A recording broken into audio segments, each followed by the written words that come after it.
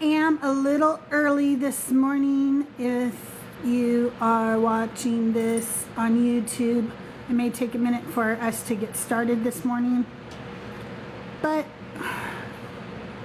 we're gonna Bible study.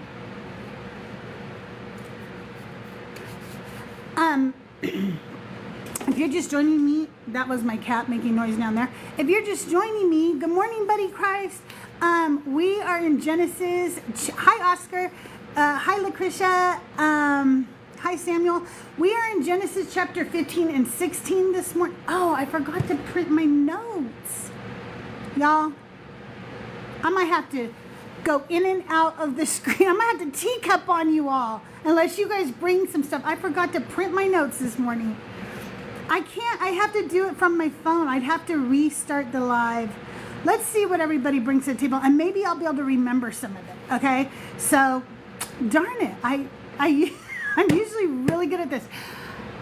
Have you ever, wanted to do something and then not wanted to do something at the same time? Like, I wanted to do the Bible study this morning, but there was a part of me not really wanting to do it, if that makes sense. And so, yeah, so we're going to wing it. That's what we're going to do. Hopefully I get some of my crew up here to help me wing it this morning, because I don't know how good I'll do winging this on my own. Hi, Dagda. We're in Genesis chapter 15 and 16. We're going to be talking about God's covenant with Abraham.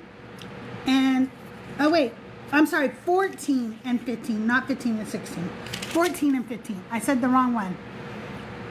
We want Doug. Doug's at work. Doug's a working man. He gets home in the afternoon and listens to me talk to you guys all, and then puts in his 2 cents. It's funny because he knows that on Joyful's live he can kind of say things unfiltered, but there are lives that I am on where I need him to be filtered. Yeah, we made it past the Tower of Babel.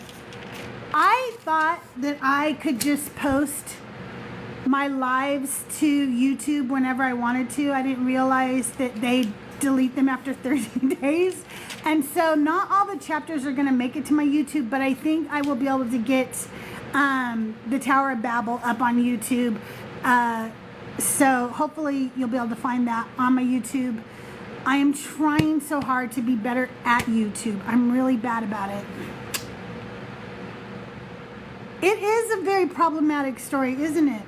Where is DC and Hippie and everybody? I'm going to send this out to a few more people. Hippie. I'll go. I need my people up here with me.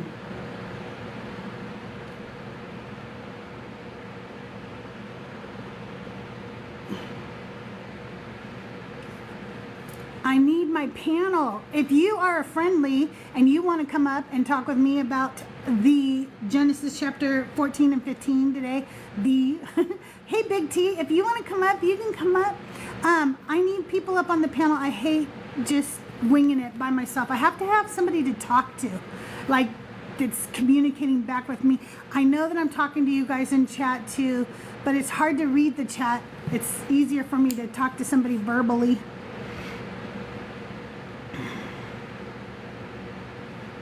We should do a list, JD. We should definitely put a list in there. Hey, Big T. Morning. I guess afternoon. How are you? Where you are? It's just 11 a.m. here. I have a lot of background noise. Is it me? All I have on is a fan. Is it just the fan that you hear? Oh, I did. Okay. I don't know what you heard. Maybe it was the cat knocking things over. I'm not sure. Okay, Dagda, come back if you get signal again. Okay, yeah. And I would turn it off, but I'm in California and it's over 100 degrees today. So I just can't, y'all. I just can't turn it off today. Big T, I forgot to print up my notes. I'm going to try to remember them, but please give me any input that you have, because I have to teacup to go out and look at my notes real quick if not, okay? Because they're on my phone. No worries, I understand. You know what? Let me try really quick to print them while I'm on my phone. Hang on 1 second, y'all. I'll be right back. Go ahead and talk, Big T. Tell them to share. Oh yeah, if you guys haven't already, please go ahead and share out the live for Crystal.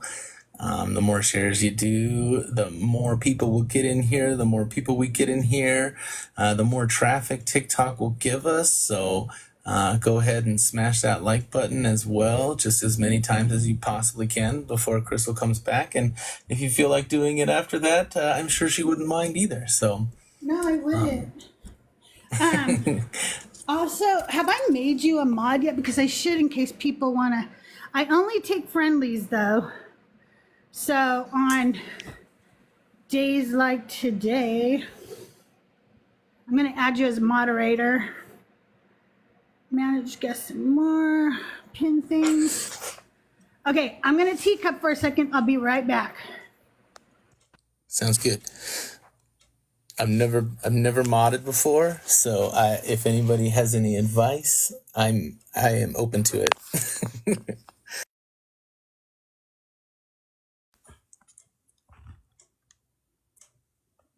But I hope everybody had a great long weekend.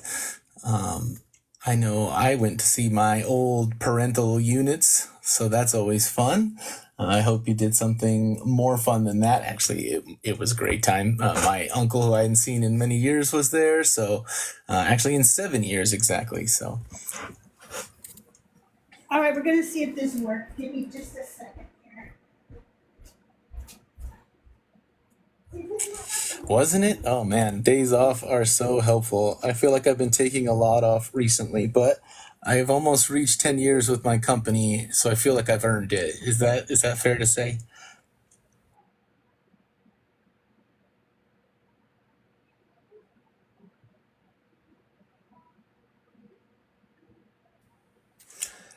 Yeah, it looks like we got some people hitting that like. I'm going to go ahead and do some myself here while we wait.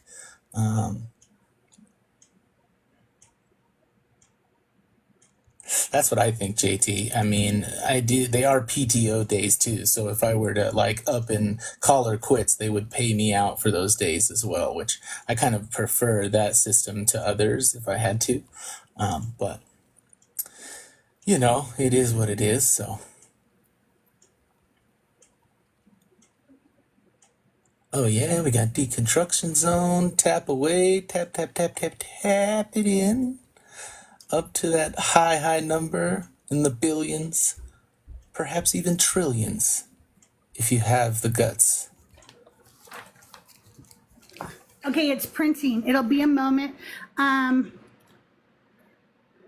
you. Can you guys hear me? Thank you, Yeah. Justin. We are going over 14 and 15 in Genesis today, so if you want to get your Bibles, you can go get those. My notes are printing right now. This is what happens when you do a live show. This is what being live is like, We have this high production quality. I know there's many children of the 80s out there. Get your fingers, your thumbs working. I know you got that tap in you. Yes, keep tapping. I really appreciate it. Keep sharing out the live. The notes will be ready in a minute.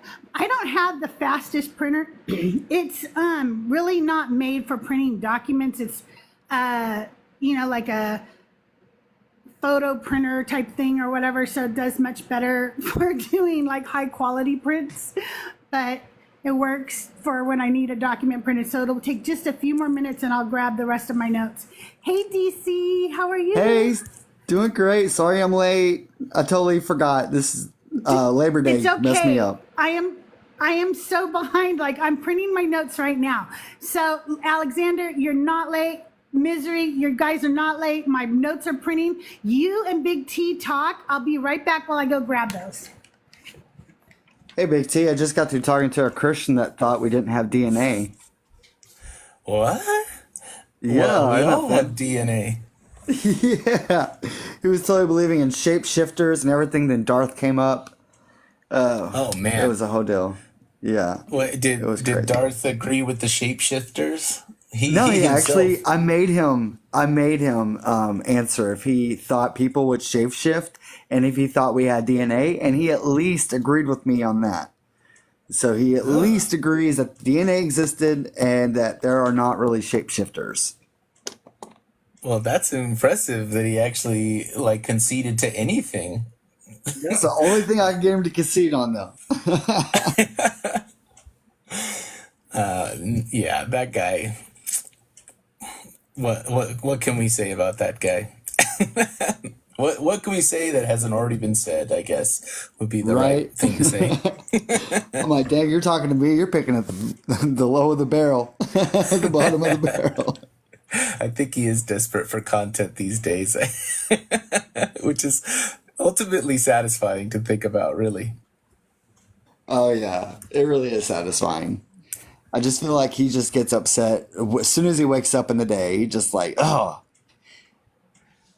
Well, I think he thought he had like the solution, right? And he had it all locked up, and it was something that he was going to keep in his back pocket and use for the rest of his days. And I think we all just learned what that trick was. He's a one trick pony, and that's the only trick he knows. And once it's gone and everybody knows the trick, nobody shows up anymore, you know? but So he has like a disciples. I don't know if you guys noticed the disciples like precept Mars and like no mhm. degree required or whatever. I know there's Uh-huh. probably more. Tab wants to be a part of it so bad, but they're like, Tab, no. Well, it's so funny because they want to pick up where he left off, but there's nothing to pick up. Like it's the same old thing, just with different wrapping paper, I think. 100%. Uh, it's so funny. It's just so good. He was like one of the first Christians that I actually debated. And I'm not going to say when he said the big words, I was really intimidated. But that's been over a year ago, and I've I've had the opportunity to listen in and search all the words that he says and kind of get a vocabulary. He's actually taught me a lot about philosophy, but just like showing me all the things not to do. Like if it wasn't for them, I wouldn't Oh yeah, know the absurdum argument or fallacy. yeah. I need to learn a little bit more. Definitely, I just glaze over when they start talking, and I know I could be more effective if I actually tried to understand their rhetoric a little bit more. But boy, it's hard not to From just what I've tune it out learned immediately. is listen to what he says, and every accusation is a confession.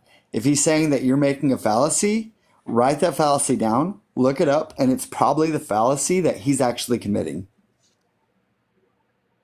And that's what I've learned. Oh, that makes sense.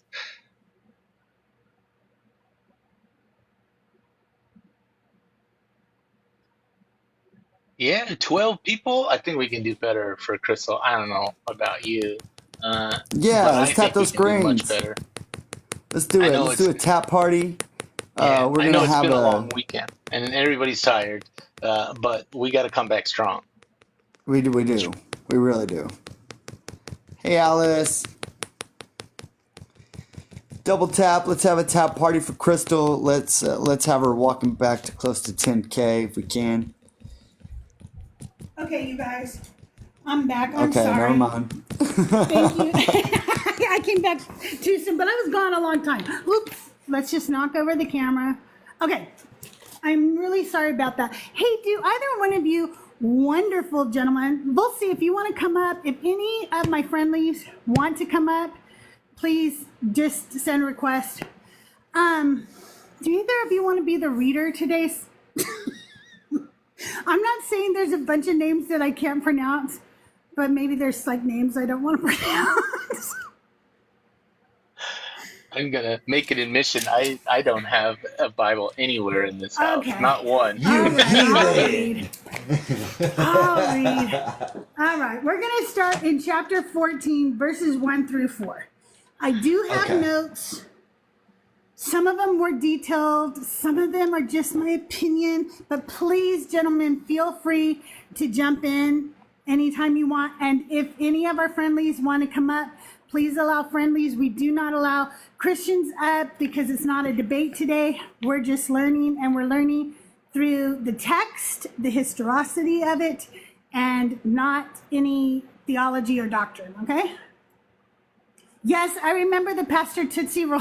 Alexander, were you not at Joyful's Live? I sang the Tootsie Roll theme song in honor of Pastor Tootsie Roll. Okay, To the here left, we go. to the left. Were you in Justin's live, DC or Big T? I missed it, Sunday? unfortunately. Oh my God, this woman came up and her name was Pastor Bell. Okay. I think it was just Pastor Bell. Maybe she had another name. Anyway, and no, the pastor wasn't on Joyful's Live, Justin. Just yours, but I sang the Tootsie Roll song from like the 70s in honor of her. Justin said, "Are you a Christian?" And she goes, "Well, I'm a Tootsie Roll."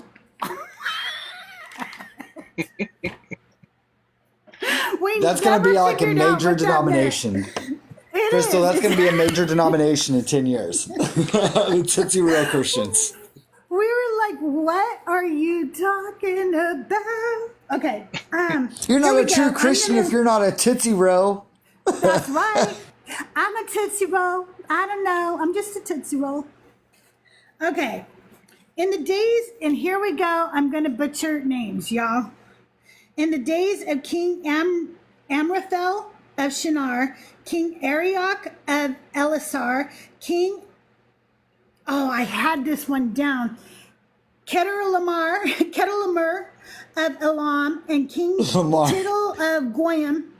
These kings made war with King Bera of Sodom, King Bersha of Gomorrah, King Shinab of Admah, King Shemeber of Zeboim, and the king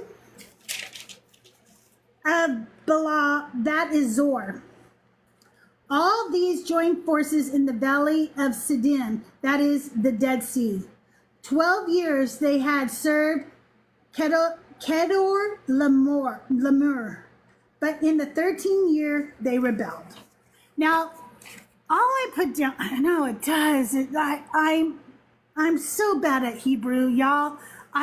Here's the thing. I speak English and I speak Spanish, and Hebrew doesn't sound like either of those things. And so my brain doesn't know what to do with the words.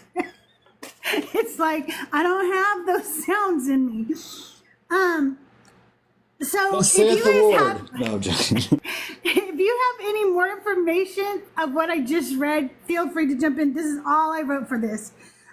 We just got done with, some more genealogy, right?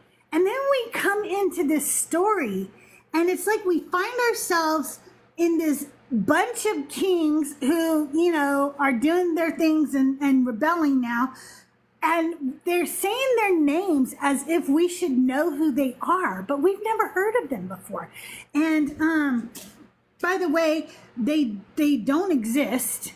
I did a quick research on them, and these are people that don't exist. And so I don't know.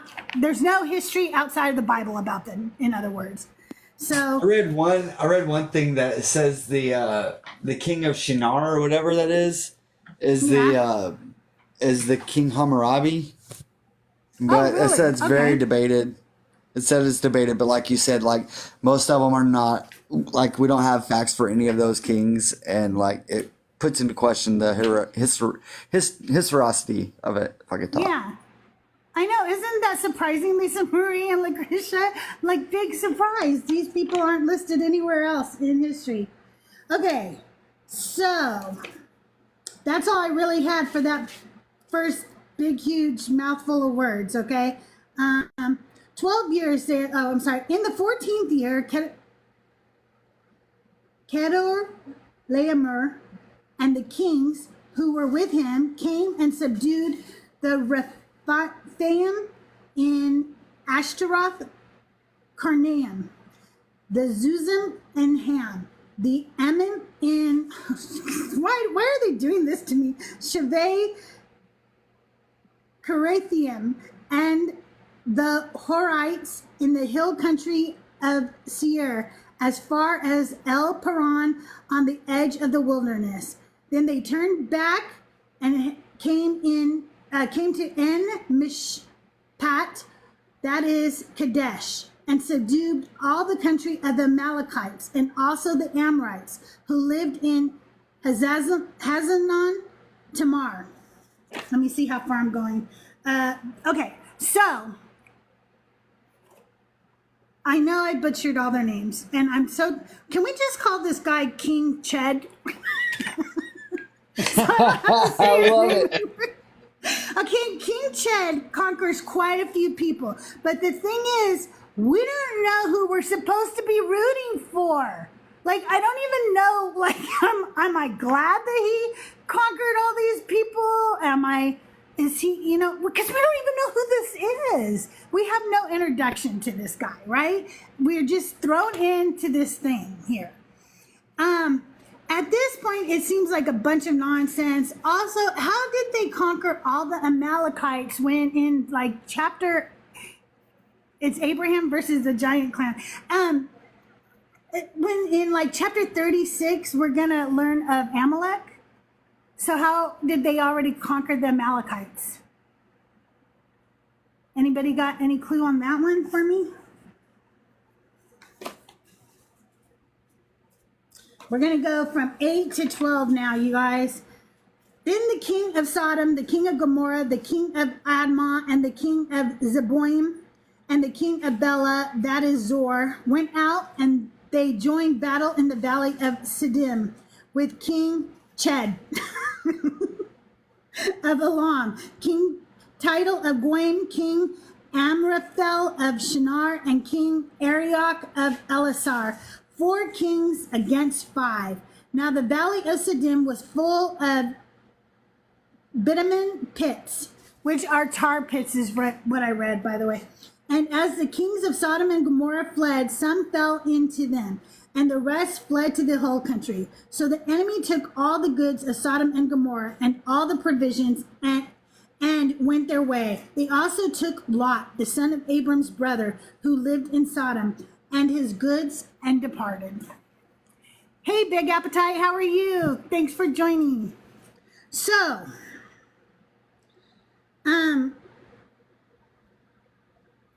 it does boggle my mind so far as we read through Genesis, how sometimes we're just dropped in the middle of these stories.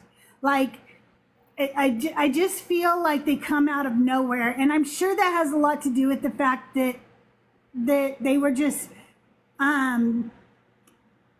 taking their verbal, stories that they had told each other throughout history or whatever and trying to write them all down and make them into a book or whatever. But does it ever feel like that to you? Like you're just dropped off somewhere in Genesis and you're like, oh, what are we doing now? The crazy thing to me is the city of Dan that we're talking about here. Mm-hmm. It says in Judges that this was named. It was named after Israel was created. It was named Dan. Yeah, Dan didn't exist yet. I was gonna just get to that too. So that's a very good point. It's named after somebody, and we're not gonna hear about that somebody for quite a few chapters. So it didn't even exist yet. Also, now we find out. So it took us all, through chapter 6, through verse 16 to find out what this story is really about. Is Lot being kidnapped and all of his possessions taken. That was the whole point of this story. So, yeah. Yeah. Dan didn't even exist until after Moses died, Justin said. And that's in Judges, so it's pretty funny that they would say that it's the city of Dan when it didn't happen until way later. Yeah. Okay, so after his return from the defeat of Ched and the kings who were with him, the king of Sodom went out to meet him at the valley of Shaveh, that is the king's valley. And King Melchizedek of Salem brought out bread and wine. He was priest of God Most High. He blessed him and said, "Blessed be Abram by God Most High, maker of heaven and earth, and blessed be God Most High, who has delivered your enemies into your hands." Oh, I forgot to point out something. Did I miss the? Oh, yes, I did. I skipped the whole thing. I am so sorry, you guys. I skipped some verses. Let me go back. I misplaced where I was. We need to go back to 13. Then one who had escaped came and told Abram in Hebrew, who was living in the oaks of Mamre, the Amorite, brother of Eshcol and the Aner. These were allies of Abram. When Abram heard that his nephew had been taken captive, he led forth his trained men, born of his house, 318 of them, and went in pursuit as far as Dan. This is why I missed it, because I thought we already talked about Dan, and which we hadn't yet, but we were getting there. He divided his forces against them by night, he and his servants, and routed them and pursued them to Hobah, north of Damascus. Then he brought back all the goods and also brought back his nephew Lot and his goods and the women and the people. So Abram takes 318 slaves and goes to war against these countries, these entire armies, which should have been a massacre. Listen, Jagdig, I don't bring up people who are not my friendlies during the Bible study. So please quit requesting. I will not be bringing you up today, okay? I don't know you, and until I know you, you don't get to come up. And if he keeps requesting, can one of my mods please block him? If you can see him in the request box, can you please block him? And if we notice, like, they're about ready to bless Abram and say that God did this, but nowhere in the Bible, in these verses, does he say that he even prayed to God for help on this or anything. It was the slaves that did all of this. You know what I'm saying? Okay, Yeah, it's like, Misery let the got him. slaves Thank you, do guys. it. Yeah. So people did this thing, and God's going to get credit for it in the end. It's actually a really boring story, too, if you think about it. So Lot, I know that's just a nice little narrative to add there, but Lot gets kidnapped, right? And Abram's going to go save him. And there could have been this amazing story about, a great big battle or, some espionage or something, but it's just like, and they went and got him and his belongings. And that was like the end of the story. This is also a good point to say that Abraham was probably a local guerrilla leader. Like he probably went and acted in these violent things for land or for money, for whatever.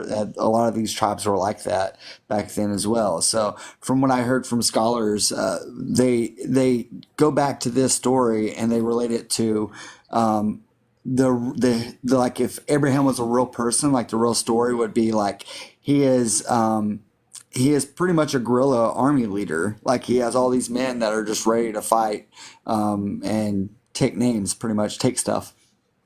Yeah, I didn't know that until I think like last week we were talking, or not last week, but the last Bible study, we were talking about that. And I was like, because I wanted to know where he got all his riches from. And they were like, because he went and, That's right. fought war. Yeah. That's where Lot and him both got rich, because it goes from, him not really having anything to him selling off, his wife or whatever, but he gets some stuff for that. Okay, Big T, come back when you can. But suddenly he was rich beyond, your wildest dreams type of thing. And I was like, where did he get all that money from? Okay, so now we're going to go to Melchizedek. Oh, please help me with these If I words. may apologize, Crystal, can I make one quick statement? Yes, absolutely. I just want to say that the story of Dan kind of reminds me of the story of Esther, because within the Bible, growing up in a Christian environment, we talked about like strong women within the Bible, and often it's Mary Magdalene and Mary, the mother of Jesus. But one figure is the story of Esther, which you might have heard. Esther was the Yes. husband of Ahasuerus, the king at the time. And what, as growing up, Esther was like this great person who informed the king about being well-minded, well-informed, and so forth. But as I read the text, Esther just asked her husband that the Jewish people have access to militia, have weapons. And when the Esther did that to the king, the Israeli people, they just destroyed other clans. So looking back on it as an adult, I was like, well, this is just a woman who's sleeping with the king and giving that good action just so her people can have weapons and kill people. Yeah. Alive people. And it's like so many of the stories in the Bible that you read are kind of perverted as you go on when you have a bit of a knowledge. Just to give another example before I go quiet, everyone talks about the story of Noah, right? So Noah destroyed, God unalived the world, drowned everyone. This is being children, pregnant women, old senile people, whatever.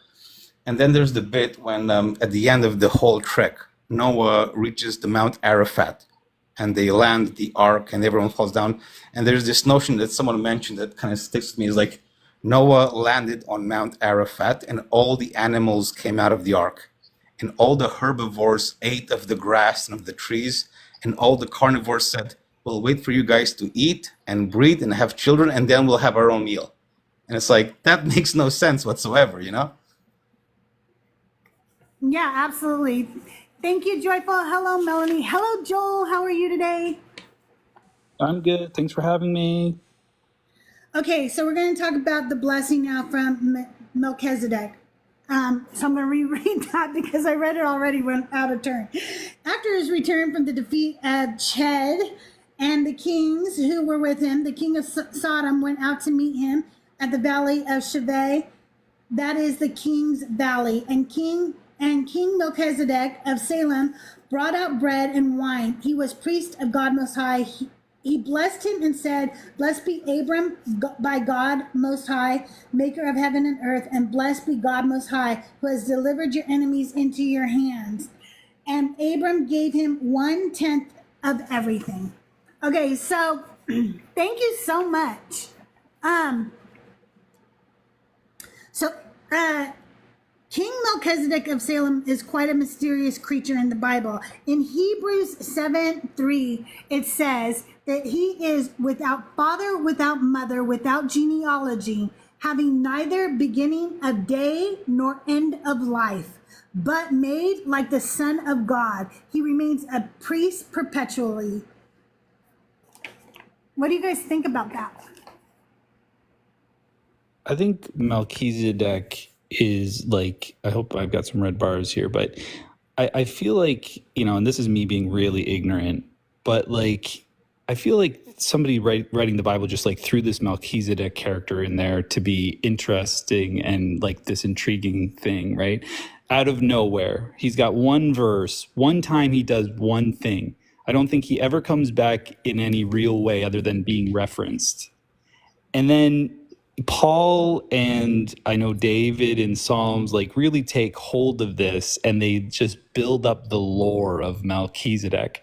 But I feel like he's just like a nothing character in one moment just to make it seem cool. You know what I mean? But that's just me being really ignorant to maybe something that rabbis know. I don't know. Yeah, I don't know. I wish Bert were here. I should I'm gonna send out a thing specifically to him. Well- Maybe I can get Bert to join us. I think what's fascinating here is that we know that if anything, this could be historical. If anything, if there is a historical take on it, right? Where Abraham wasn't worshiping Yahweh, because we know Yahweh gave his name to Moses. So what were they worshiping before Yahweh, right? And so when I see the Melchizedek I think of, like ancient Israelite culture kind of peeking through the window there, staring us in the face, and we're like, what the hell is this? So I kind of think that might be what that is. Another thing, though, too, is if you're a New Testament believer, there are some Gnostics that think that Yahweh is an evil God, right? And that Melchizedek is like a good God, and that Melchizedek sent Jesus to save us from Yahweh, type of thing, like a demiurge type of thing. So, I mean, Melchizedek does have like a comeback, but like Joel's saying, I do think like the first, I don't know, Bert could probably talk more about it. Are you Yay, familiar? Bert's here. I apologize, Bert. 1 second. Deconstruction. Are you No, familiar with the go work? ahead, Big Appetite. He's loading. Yeah. Okay. Thank you so much. Are you familiar with the work of the Yazidi or the Yazidi group of people from Israel, Palestine? No, I'm not. Enlighten me. The Essenes, The Yazidi, to the best of my knowledge, they hold this idea that there was a Christian God, a Yahweh, that made the world, but he had fallen, and then sent yeah, it either sounds like the Essenes. Oh, either Bert. I think it was Archangel Michael or Gabriel who takes over the spot, which I thought was interesting as a point of similarity. But yeah, Gotcha. Okay, I think Bert's trying to load again. I invited him again. Yeah, Give as him far a as second. my knowledge, Hi, Evan. during the first century, we Galileo. have different sects of the Jewish tradition. When Bert comes up here, he can talk about that. But I'm pretty sure the one that you're talking about is the Essenes, and they were more of a mystical cult, and they're actually who we get the Dead Sea Scrolls from, to the best of my knowledge. And yeah, they were. I feel like a lot of them were influencing early Christianity. I feel like with the Gnostics at least. well, personally, I don't know how the many people in the channel see the Christian faith. The Christian faith was made national faith within the Roman Empire in the 2nd century. I believe there was a YouTuber, I can't recall the name, but he spoke that the Christian faith was very much Roman propaganda brought upon to kind of diminish the Judaic resistance. This is why we see when Jesus is placed for crucifixion, Jesus kind of follows suit. There seems to be this underlying tone that whatever you do as a Christian, you have to submit yourself to the Roman authority. Jesus himself saying you must give unto Caesar what belongs to Caesar. So this kind of leads me to believe that the Christianity that we know today is pretty much Roman or Vatican or Catholic propaganda. And this is my personal interpretation of it. Yeah, I think that they took over, but I don't think that. I think we have like Roman guards going like, "Who are these people?" Like Pliny, and they're like, what are these? What are these groups? And so I don't think necessarily Rome was over it in the beginning, but I think probably definitely think Rome took over it eventually, right? Yeah, well, I think the Judaic population presented a very difficult position of control. Many different cultures have many different religions. Many different religions will take upon different traits from neighboring villages. The Romans were heavily inspired by the Greek. So Zeus becomes, I think, Uranus, and all these different Right. terminology. Yes. Yes, I was just saying what I was saying because Melchizedek does come back in the New Testament era, but it wasn't necessarily anything. I don't think necessarily too important in the Jewish tradition. I think if you look again to go back with a different example, Aphrodite's become Venus for the Roman pantheon, and I think people always look upon different cultures, sees the value, and then takes it upon themselves. I think people saw that monotheistic faiths brought for a more group cohesion, a more social cohesion. When you have a pantheon or a polytheistic approach, people will have different favorites. Within the Hellenistic faith, the Greeks, you have people who would swear fealty to Zeus or Poseidon or whatever, right? When you have a monotheistic faith, you have a united people. The Romans saw that in the Judaic people and incorporated that as Christianity. And then later on, the Arabs saw that within Christianity and made that into Islam of today. So I think that there is a point of cultural approach and misappropriation for the embetterment of one society to rule upon the others. That's my personal take on that. I would find it really interesting if, Crystal, you did a quick Google, if you have a computer there, of the verses with Melchizedek in them. because I I do know. not have a computer, which I should. Oh, you Because don't? I have one. Oh, But wait, that's okay. wait. Pretty sure it's in Wait, do Hebrews. I? No, I don't. I was No, thinking I had yeah, my laptop absolutely. nearby. Yeah, deconstruction, absolutely. It's in Hebrews, but it's also in Psalms 110. But I don't know if it's just those kind of three references, because in Here's Psalms 10, go ahead. Here's what we can do real quick, Joel. Hey, y'all in chat, can somebody please do a quick Google search for me and find out what verses where Melchizedek is mentioned in the Bible for me, please? And thank you. Maybe Galilea can do it. Listen to me pronounce Galilea. Maybe Galilea can That do was it. beautiful. Hear how I pronounce the name Galilea. I have to say one thing before we continue. The chat is making fun of me because I'm being very serious, but when I'm listening to you guys, that's my listening look, okay? But then if I'm laughing, I need you guys on the panel to know that I'm laughing at chat, not you, okay? They're making me laugh a lot in chat, making fun of my face. I have Googled the name upon your request. It seems that he was mentioned in Genesis 14, 18 by 20, and in Psalms 110. If you'd like, I can look up those verses specifically. Okay, Psalms No, that's cool. 100. So and then Hebrews 5. So in Psalms 110, there's sort of people think of it as a messianic prophecy, but it's probably not. It's probably just someone's going to come and save them. So it's another Want me to read cry it? for. I'm indifferent to it. It's just it says that whoever is coming, you can, Crystal, you can. It says someone's coming and will be a priest in the order of Melchizedek. Okay. Which The Lord has sworn and will not change his mind. You are a priest forever according to the order of Melchizedek. there you go. So some people, and I was kind of discussing this with Deborah the other day. Melchizedek might not be a person, might be a priestly order like the Levites. But this I think is like post.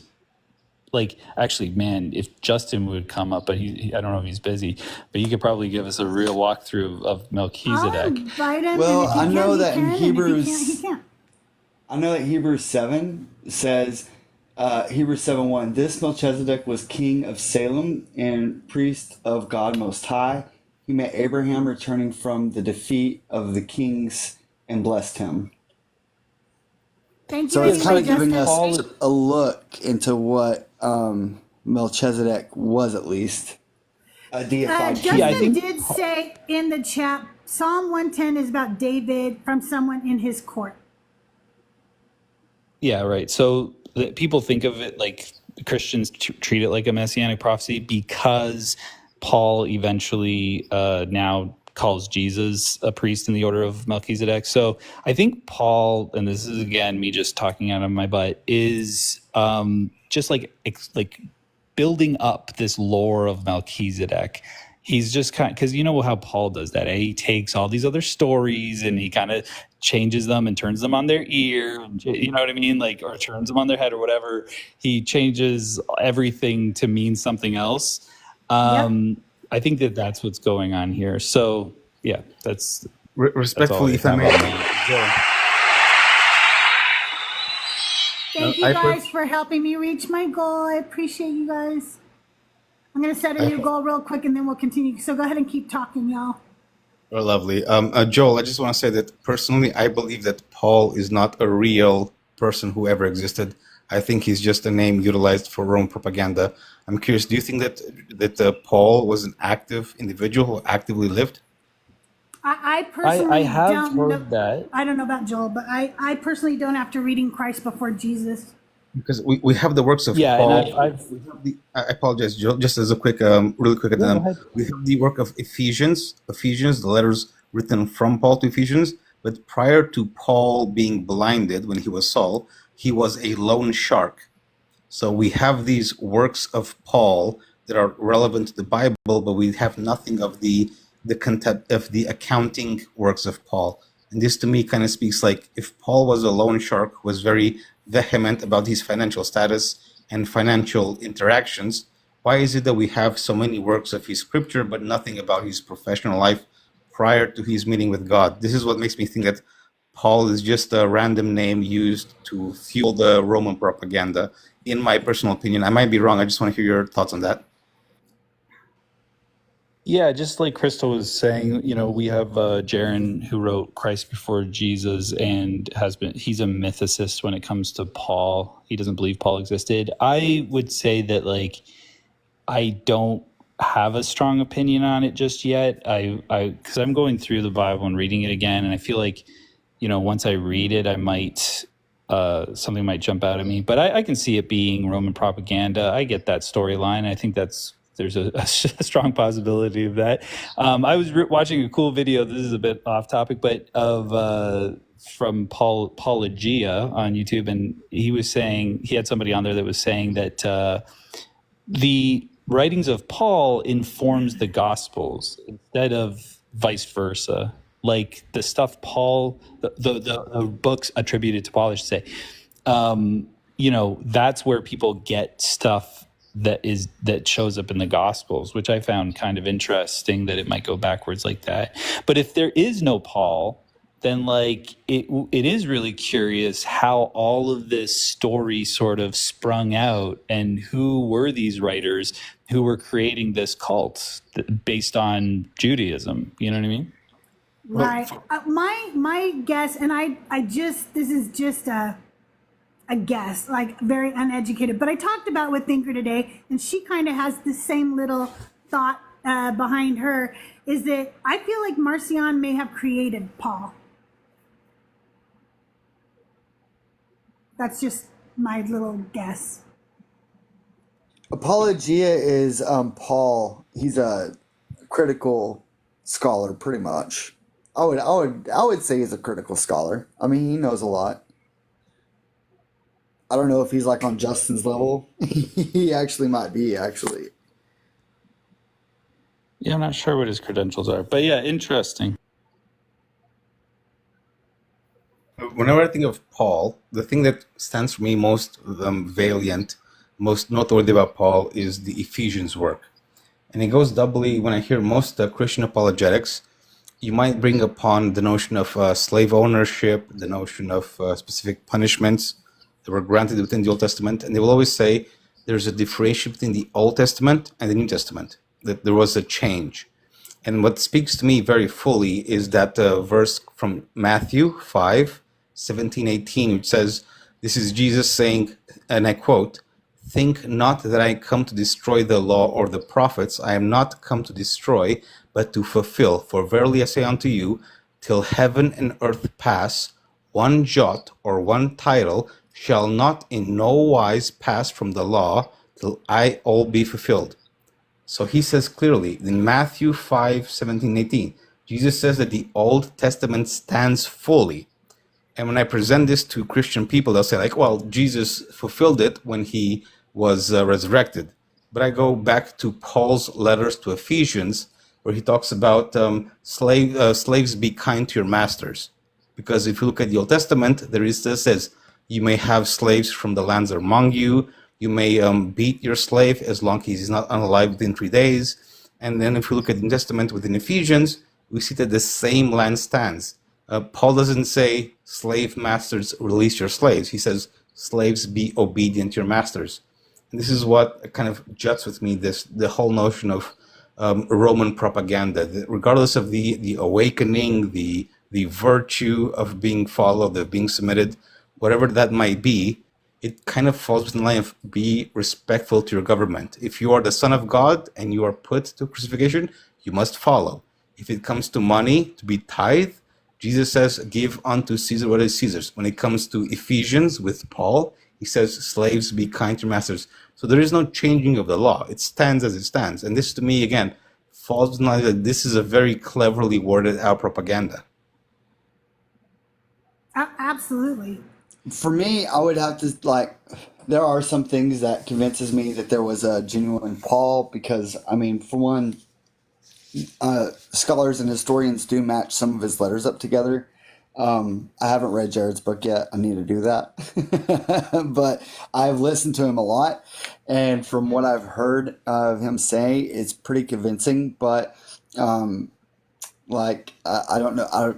I wouldn't change my position on that. You know what I'm saying? I want to hear it being tested. I want to see it being reviewed before I change my position or say I'm convinced. So that's where I'm at on the issue. If there was a Paul, I feel like If I may. there's good reason to believe that it was historical, but a lot of his letters were not. A lot of his letters that are attributed to him are not. I would like to say that there's I think you are familiar with the details of the crucifixion of Christ, correct? So I won't go into detail about like what were the last words that Jesus spoke on the cross. I won't go into what robe did he wear, whether it was purple or red, whatever, right? But like if we look at the whole text of the Christ resurrection, there is a bit, and I can find the verse for you. I don't know it off the top of my head, but when Jesus is when Jesus is unalived, the undead holy people rise from the dead, and they walk upon the street and they say Jesus is Lord. So this is one single apostle that says this. I think it was Matthew, but I'm not certain. And that's never brought up in history. If we look at the historical like points of truth within the Bible, people will quote Josephus or what was the other one? Josephus and someone else. Tacitus? Yeah, that's the one. So Josephus mentions about the Joshua, and Tacitus mentions a Christus being a Christ. But neither of them mention people who are unalived, who rise from the grave to claim the validity of God's position as the Son of Christ. And that to me is very disturbing, because you would imagine with all historical aspects, if the living dead, if you have the army of the dead, if you have a zombie reality where zombies walk the earth, and zombies, instead of saying, I want your brain, they say, have you heard about Lord Jesus Christ? Nobody mentions it. There is no mention of that save for the biblical text. That to me is very suspicious. That to me kind of speaks to the infallibility of this text as being not worthy of consideration from a historical perspective.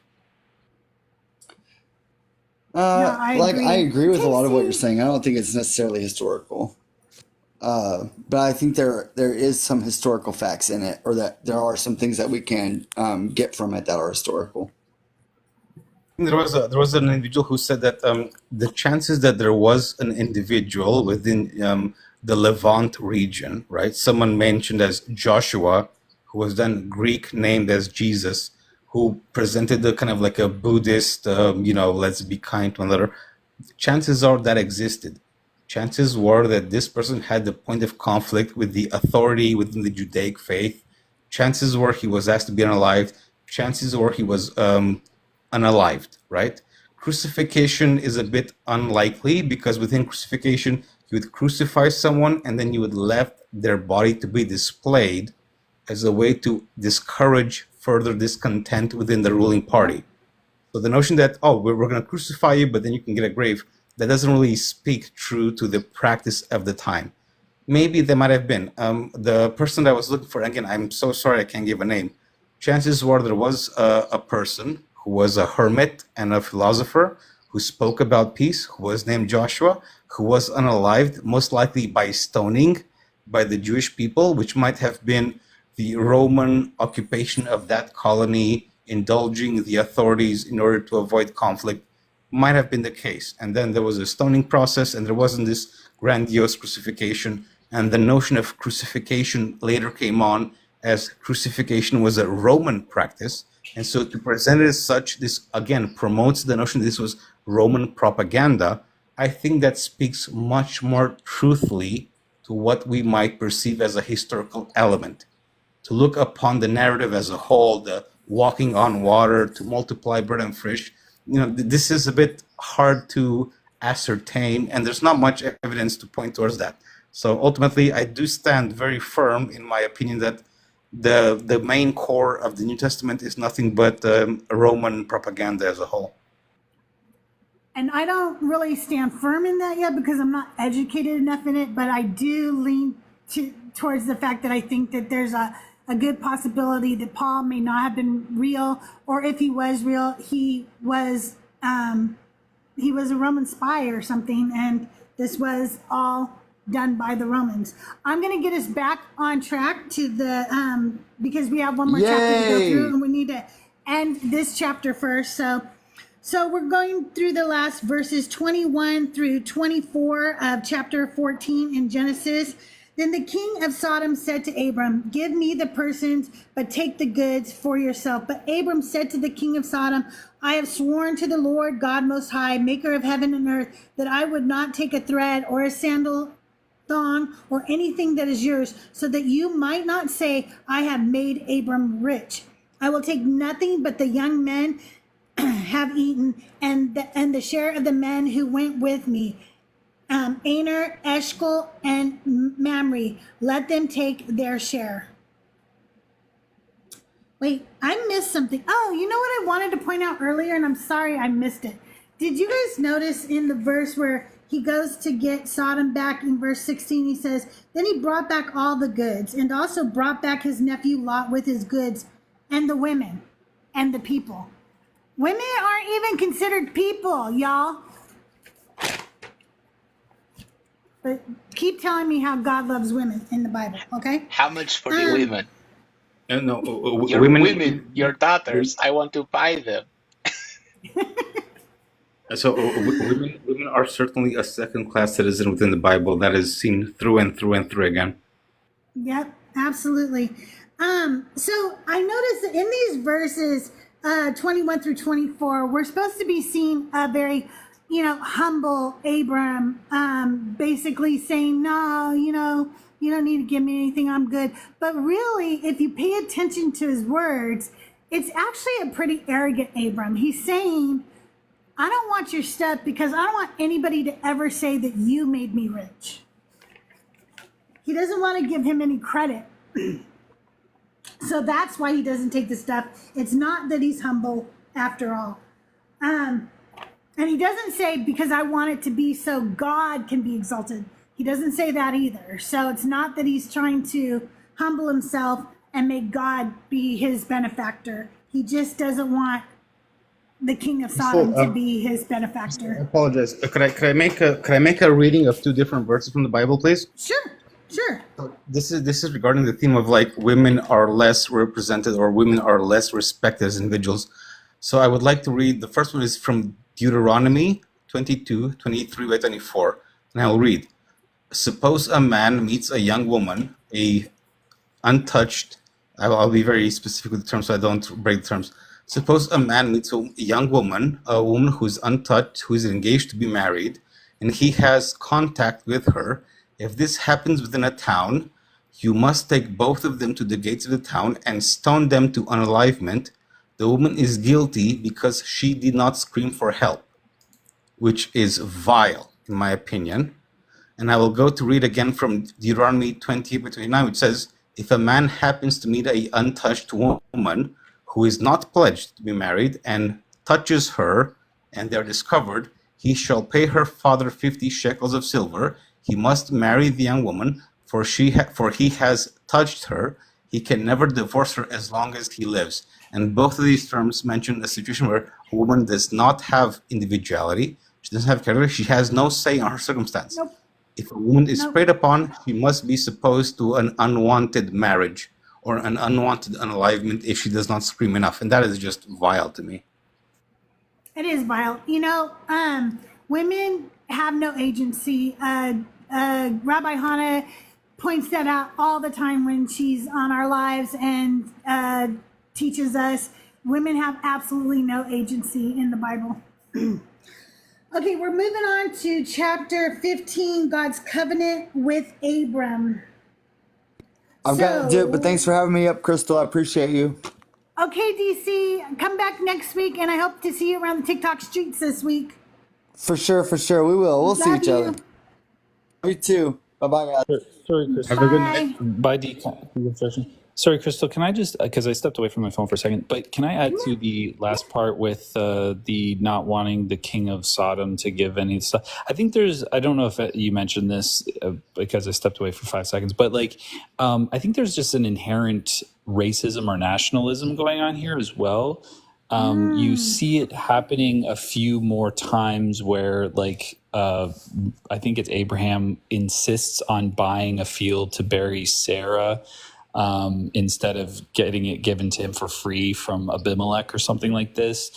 this happens like a number of times where I think it's like, I'm not going to associate with you on this level. I'm going to be like my own nation, my own self that's separate from you. So I need to pay all this. I will not accept charity from you.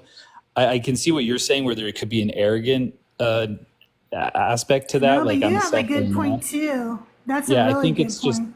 just, not associating because they're Canaanites and because they're the others. I think that's part of it. Okay, And that's a really good point. it's like, I'm not going to owe you something, right? Like because we're going to end up destroying you, and I'm not going to owe you this. I'm going to be my own person separate from you. I really get that vibe from it. Yeah, absolutely. It's not, the point is, I think with both of us, is it's not him being humble. It's really not the message. Not at all. Okay, Genesis 15. After these things, the word of the Lord came to Abram in a vision. Do not be afraid, Abram. I am your shield. Your reward shall be very great. But Abram said, O Lord God, what will you give me? For I continue childless, and the heir of my house is Eliezer of Damascus. And Abram said, you have given me no offspring, and so a slave born in my house is to be my heir.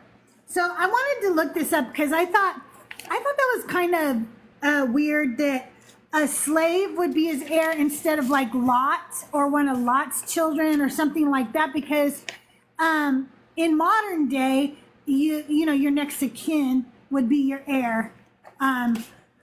So I looked it up, and it says customary practice. In the ancient Near Eastern context, it was not uncommon for a childless man to adopt a trusted servant or slave as his heir to manage his estate and ensure the continuity of his household. This was a practical solution for those without biological children, especially since having a designated heir was crucial for maintaining one's legacy, wealth, and property.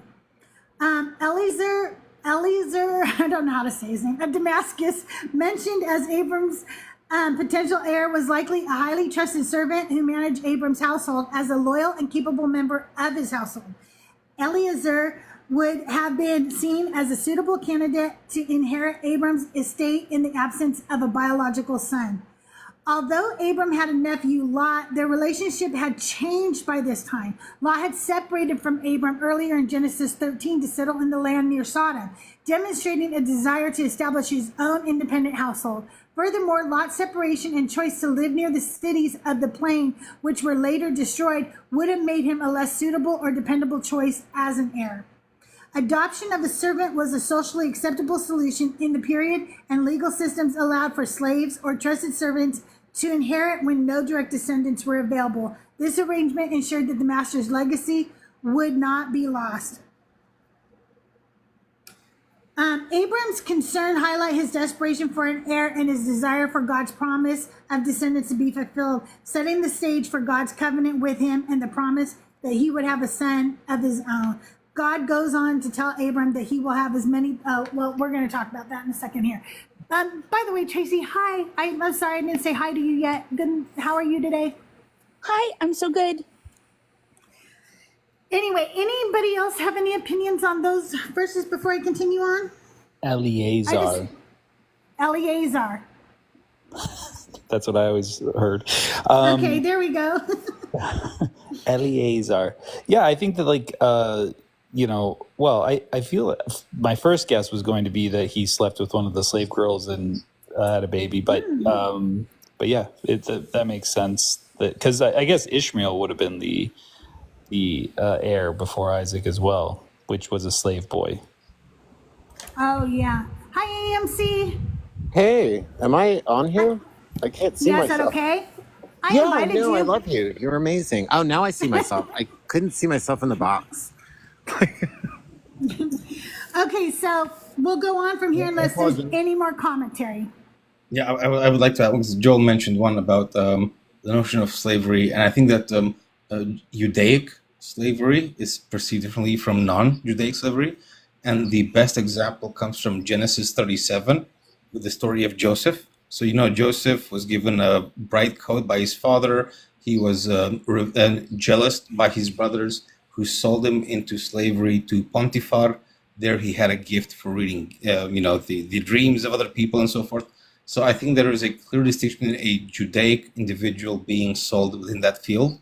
Even I think in Deuteronomy, the Jews who were unable to financially support themselves could sell themselves in indentured servitude, and then they would be released after 7 years of practice or within the year of Jubilee, which is a gratification that was not granted to the wives or the children of said Right.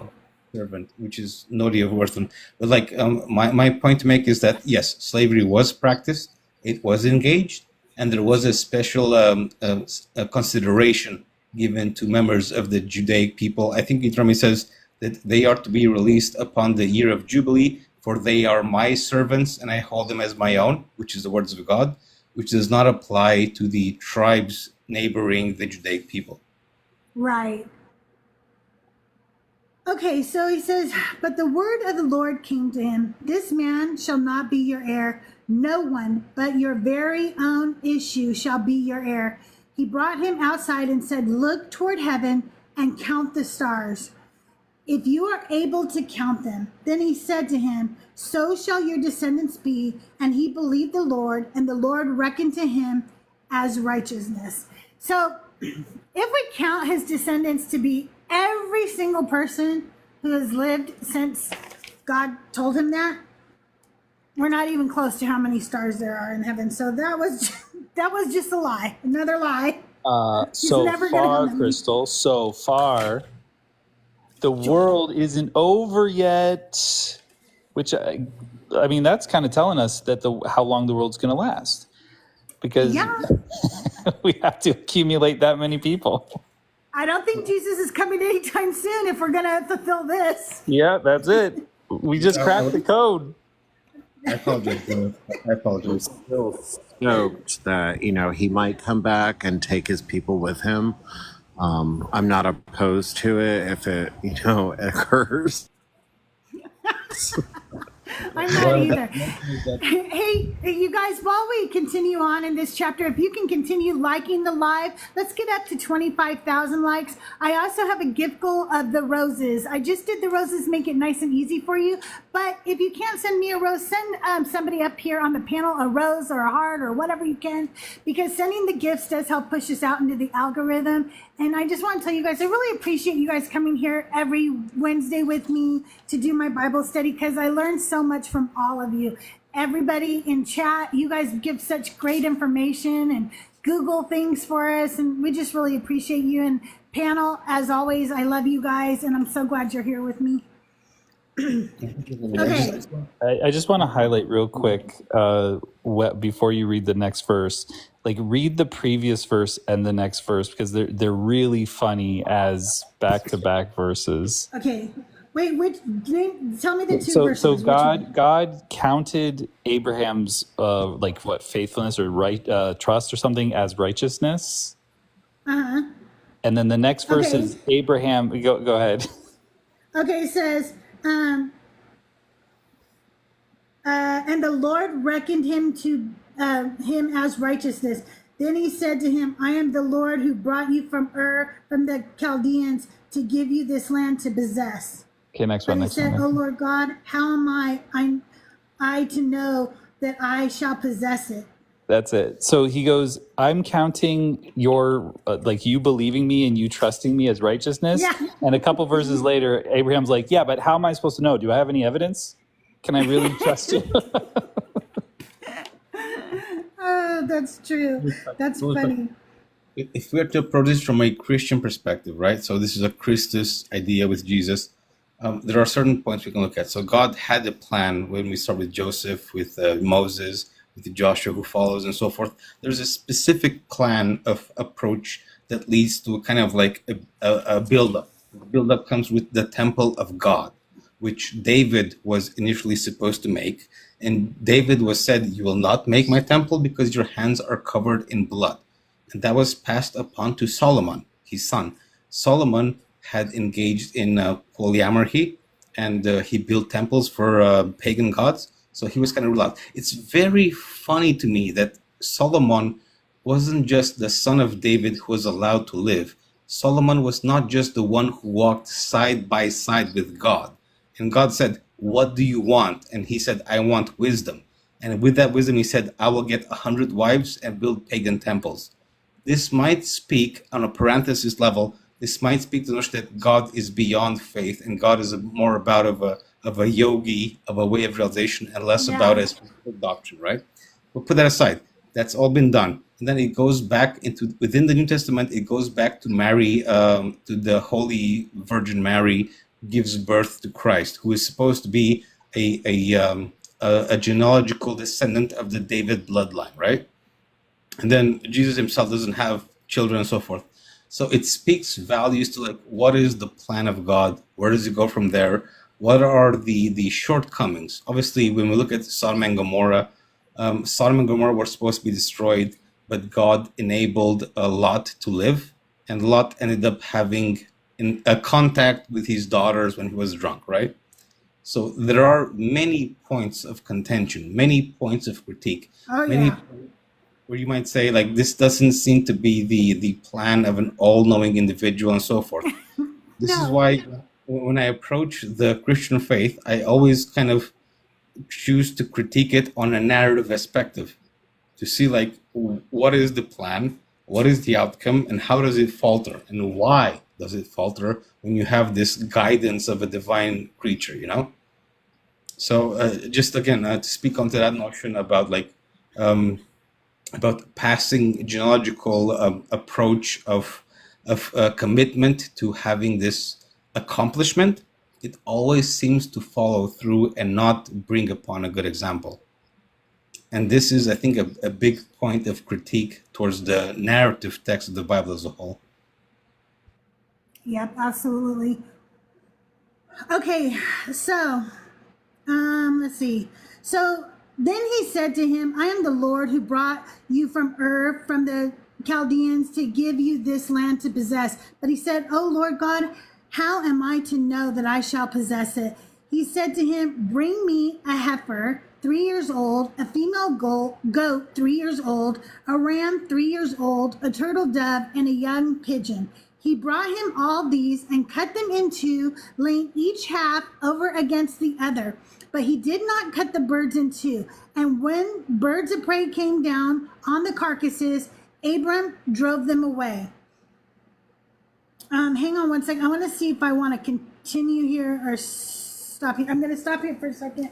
And so I Googled some of this too, because I wanted to know why these specific things, what are we doing here, is basically what I wanted to know, you know? And the cutting of the animals in half was part of a covenant ceremony known as the Covenant of Pieces. This ritual was common in ancient Near Eastern cultures, symbolizing the solemn and binding nature of an agreement. Those entering into the covenant would walk between the pieces, signifying that if they broke the covenant, they would suffer the same fate as the animals. In Genesis 15:17, only God, which I don't think we have gotten to yet, so we'll get to in a second, only God passes between the pieces, indicating that the covenant depends solely on God's faithfulness, not on Abram's. Each animal used in the ritual, a heifer, a goat, a ram, a dove, and a young pigeon, was later considered significant in Israel's sacrificial system as described in the Mosaic Law. These animals represented various types of offerings such as sin offering, burnt offerings, and peace offerings, highlighting themes of atonement, dedication, and covenant relationships with God. The ritual symbolized the seriousness of God's promise to Abram, including the promise of descendants, land, and blessings. It demonstrated God's commitment to fulfilling his promises to Abram and his descendants. Abram's participation in the ritual by preparing the sacrifices shows his obedience and faith in God's promises, even though he had not yet seen their fulfillment. The ritual foreshadows the sacrificial system that would later be formalized under the law of Moses, where similar animals would be used to maintain the covenant relationships between God and Israel.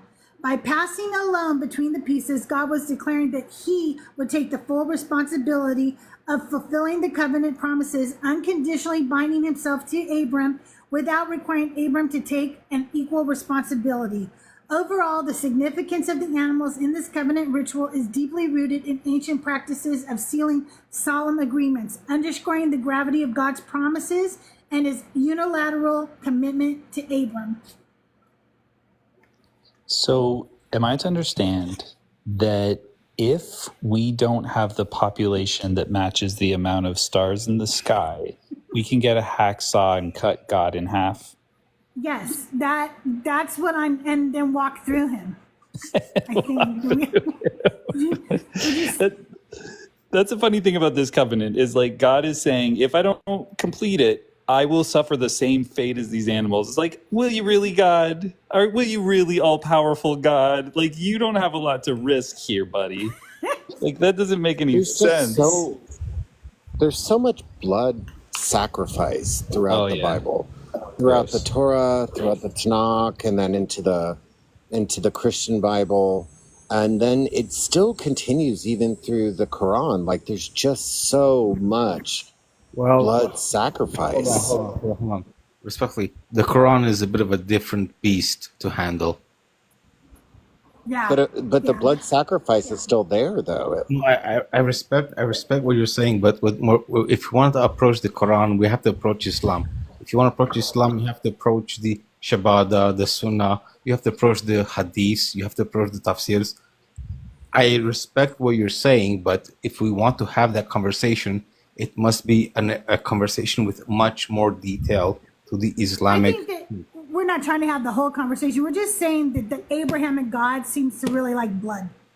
I agree, and to that extent, I would like to mention a verse from 2 Samuel, if possible. Sure. So this is 2 Samuel 12. I will repeat, 2 Samuel 12 with 11. This is what God has brought as a curse upon David. So you might know about David. David at certain point saw a woman bathing on rooftop, engaged with her in contact, whatever. Then the prophet of God came upon David, and he bestowed upon him this curse. And this curse is exemplified in 2 Samuel 12 by 11. And I will read this very clearly. It says, and I quote, "This is what the Lord says, out of your own household, I am going to bring calamity upon you. Before your very eyes, I will take your wives and give them to one who is close to you, and he will lie with your wives in broad daylight." And again, I think this speaks very much to what me and Crystal addressed previously, with women being seen as a property rather than as an individual. The notion that as a punishment, and I quote, "Before your eyes, I will take your wives and give them to one who is close to you, and he will lie with your wives in broad daylight." And again, it's not perverse. Sorry, Big Appetite. Respectfully, as you've been saying, like, what does that have to do with cutting up animals and all sorts of blood sacrifices? There's nothing about women in this particular passage. My point is that when it comes to divine punishment, rather than actively pursuing the person who permitted that insult, the person who permitted that sin, it seems to be attacking the people involved or who are part of that member's family. If we look at Lot, big Appetite, this is a passage about a promise that God is making to Abraham. There's no punishment here. This is Abraham and God having a conversation about whether or not there will be all sorts of descendants. So I understand what you're saying, and I think we all appreciate that story and are aware of it. But I don't know if it applies to this particular chapter, or if you could draw the parallel. No, I agree. My intent is to draw a parallel between the male recognition as an individual versus the female recognition as an individual. Maybe I'm out of place, right? That's fair enough. But I think he was just remembering what we were talking about earlier, where women were treated like property. Yes, to some extent. Okay, so this is to some extent. But what I want to accentuate, what I want to bring upon is when we look at the narrative text of the Bible, we can see that many, often than not, people who are put to test, they do not suffer a great deal of punishment. It's those around them who suffer it as a result. And this, to me, seems unfair. And I believe it seems unfair to the rest of the members of the panel and the host as well.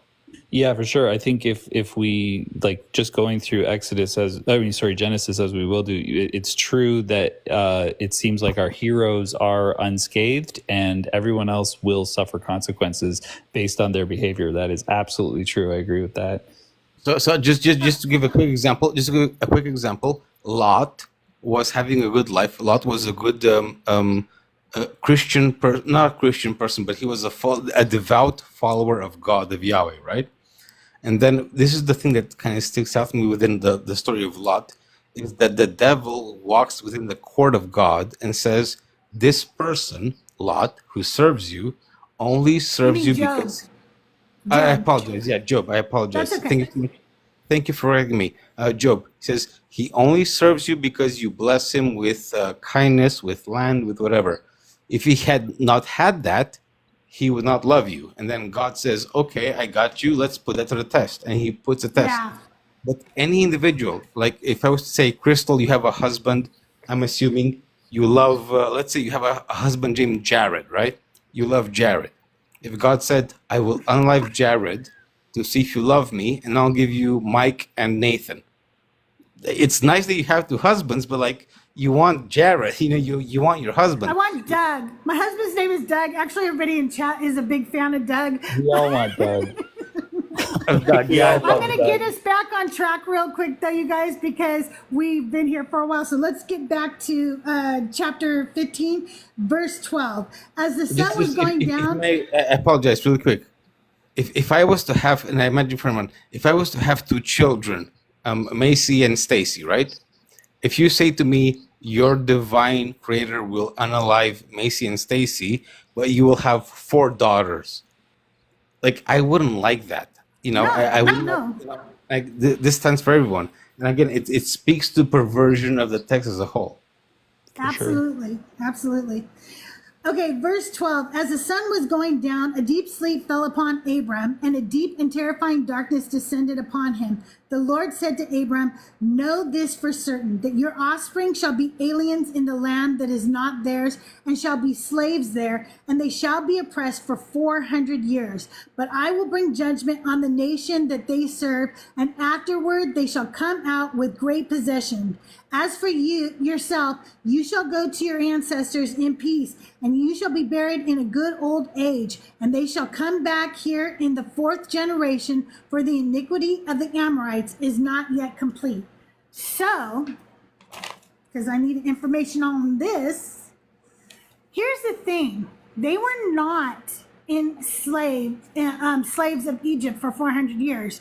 Bash pointed this out to us just this past week or so.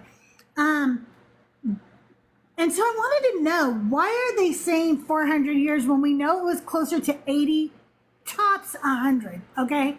Because if you go do the whole math from the time that Moses is found in his little basket, and that same Pharaoh is the one who ends up enslaving everybody, to the time where they leave in the Exodus, at what age? Moses is like 75 at that time or whatever. Anyway, the slavery was not 400 years. It was nowhere near that. So I wanted to know why. Why are they saying 400 years? Justin says they own houses and cattle there. I'm sorry. I said Moses was in a basket. I'm sorry. Did I say that wrong? Did I say something wrong? If I may, I apologize. Crystal, could I have a say, please? Sure.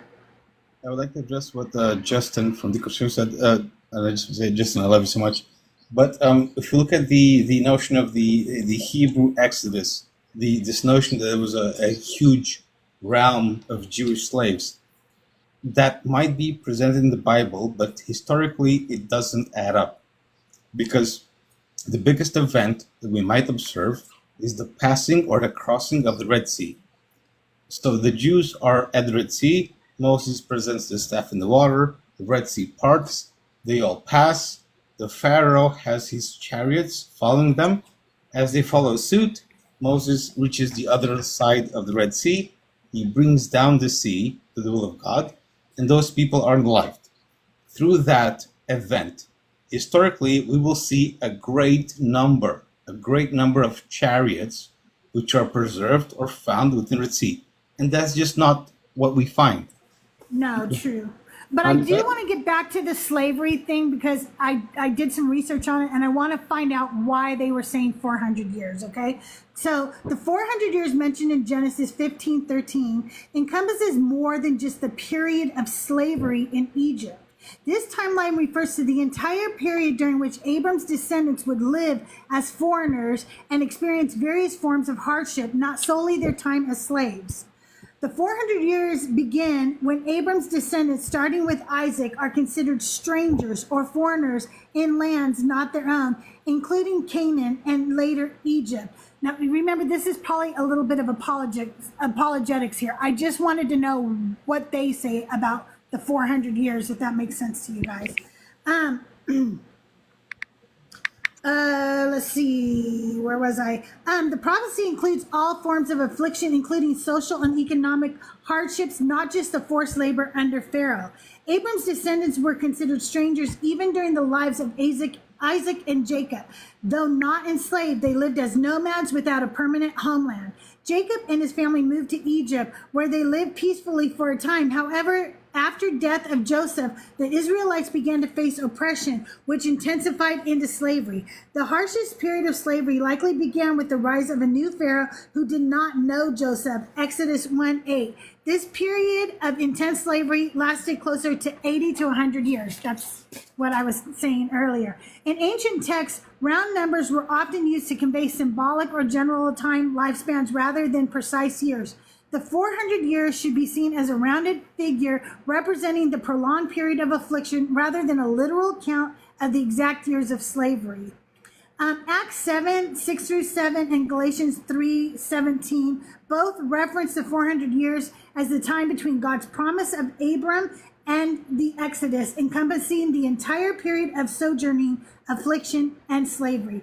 The 400 years prophecy covers the broader historical experience of Abram's descendants living as foreigners and suffering afflictions, which began long before the actual period of enslavement in Egypt. The interpretation aligns with ancient narrative styles and underscores God's long-term faithfulness to his promise amid extended hardships. And yeah, there we go. So the number is very vague. Like it's a vague 400 years from Abraham to the Exodus. It just means a lot of years because they don't understand numbers. Yeah, because God cannot count. Yeah, okay? This is God. This is funny because it's quoted as God too, right? So it's like, I think it's going to be around 400 years. I can't get too specific. And so we cannot be too hard on Christians when they can't do math, okay? Because there is a reason for it. God is not good with numbers. Crystal, you know, I like to listen to Rebel Rabbi a lot, and I grew up as an Orthodox Jew, and in Judaism, nothing was, you know, we don't take the Torah, or I'm not religious anymore. Anyway, they don't take it, you know, literally. Everything has meaning. And I would be so curious to what Rebel Rabbi would have to say about the 400 years, because it's not something that I've ever thought about, but I guarantee you, like, she has, like, there's a meaning behind it, and she, you know, she's amazing. You know, she's studied, she has a doctorate in biblical studies, and she introduced me to her good friend Bert, and we tried to have him up today because he's a rabbi too, but he was not available today. But something happened. He came up for a minute, and then something happened, so he must have got called away or something. But I would really love to hear what they have to say on that. Yeah, because they study. I apologize, MC. I think. Let me address one thing in chat real quick. Patrina, I was told that too, but 400 years is not a generation biblically. 40 years is, so that wouldn't add up either. It would be 10 generations if we go by a generation is 40 years. So that doesn't really add up either. So I would like to apologize. I want to address what AMC said. The 400 years argument is purely and entirely irrelevant. We have to look upon the main events that occurred and what is the main source of information or evidence that supports that claim, right? So we have this claim as a whole, right? The Jewish people were slaves of the Egyptians. Fine, we have that claim. How do we support it? We have to look at the narrative, the pottery, the literature, whatever we have. Do we have this access? We do not. That is irrelevant. That is not present. Okay, let's move forward. Let's follow the biblical text. They were present, they were slaves, they moved on, and they passed upon. That's fine, cool. So there were these slaves who were in Egypt. Then Moses came, presented the 10, the punishments of the Hebrew God, the unalivement of the firstborns, the locusts, the whatever. This was not mentioned. Yeah, this is not mentioned within Egyptian lore. And someone might say, well, the Egyptians did not document that because they did not want to be ashamed, which is fair. I will grant that. I will respect that. For the sake of the argument, I will give you that point. What we have is the parting of the Red Sea, where Moses left and Ramses followed with chariots. Upon that claim, we must find hundreds of chariots within the Red Sea, which is not present. Bart Ehrman makes a claim, and Bart Ehrman had an exploratory excavation within the water of the Red Sea, and he found something which seems to be a wheel. No, it was Ron Wyatt. Not No, Bart I agree. Ehrman. I agree. It was wrong. He only found one single item. No, I'm saying Ron Wyatt was the one who did that, not Bart Ehrman. Ron Wyatt. I'm not familiar with Ron Wyatt. I will have to look that up. But like, to the best of our knowledge, there is not a graft of multitude of chariots within the Red Sea. I don't think it's possible for that many people to even cross the Red Sea in that amount of time. The whole story of Exodus is not a true story, and we know that. We also know that they were not slaves in Egypt. We know these things to not be true, and that's why as we read through this, we're reading it as an internal critique, but also the historicity of it, and it's very clear that there's no way 600,000 people got lost for 40 years. Oh, yes, I agree. A short little walk, and no bodies have been found, no fossils, no anything, no archaeological finds. I agree. If I may, there is a story of when Moses went upon a mountain to find the Ten Commandments. He found the first set. He went down. He found that these members melted their gold to make a golden calf, a golden cow, to present. Moses crushed the first calf. Then he went for a second segment. Then he had the tribe of Judas of Israel to unalive the unbelievers. And then he was cursed by God for these people making that calf to be 40 years in exile within the desert. And if you would look upon the desert, you might have found pottery, clay, environments, or mediums of that kind of nomadic tribe, which is non-present in history. This is why I say everything within the Bible, within the account of Genesis, is purely unsubstantiated by the archaeological findings within that environment. This is why I say it doesn't make sense. You might make that claim with the biblical text, but when we look upon it with the archaeological or historical view, we don't have the evidence to support that kind of claim, which is why we must disavow it. Really big, and I think we're going to get really deep into that when we get to Exodus, probably, and we're actually talking about those stories. Right now, it's just like God makes a claim of 400 years, which is not accurate, and I think that that's what we're talking about in this particular text. And then I think we were going to talk about continue on with the almost demon sacrifice, like demonic sacrifice type thing that Abraham does there. No wonder darkness falls over his like it's so dark. It says, as the sun was going down, a deep sleep fell upon Abram, and a deep and terrifying darkness descended upon him. It sounded like night terrors to me, No wonder you just sliced up 3 animals and like had to unalive some birds or something like that. Like, this is crazy behavior. Let's finish up the chapter real quick, and then you guys can finish with commentary. When the sun had gone down and it was dark, a smoking fire pot and a flaming torch passed between these pieces. On that day, the Lord made a covenant with Abram, saying, to your descendants I give this land, from the river of Egypt to the great river, the river Euphrates, the land of the Kenites, the Kenizzites, the Kadmonites, the Hittites, the Perizzites, the Rephaim, and the Amorites, the Canaanites, the Girgashites, and the Jebusites. I hate reading names in Hebrew. I hate it. So God passing through is to be symbolic of his covenant to Abram. The smoking fire pot and flaming torch were manifestation of God's presence. These symbols echo other instances in the Bible where God's presence is associated with fire and smoke, such as the burning bush in Exodus 3:2, and the pillar of fire and cloud that led the Israelites, Exodus 13:21 through 22. These images represent God's holiness, power, and divine presence, emphasizing that God himself is making a solemn promise to Abram. In ancient Near Eastern covenant rituals, both parties would walk between the pieces, which I've already kind of talked about, so I'm not going to go over that. This event signifies that the covenant between God and Abram is unconditional. It does not depend on Abram's behavior or actions. God is binding himself to fulfill his promise of land, descendants, and blessings to Abram without requiring Abram to take any reciprocal obligation in this moment.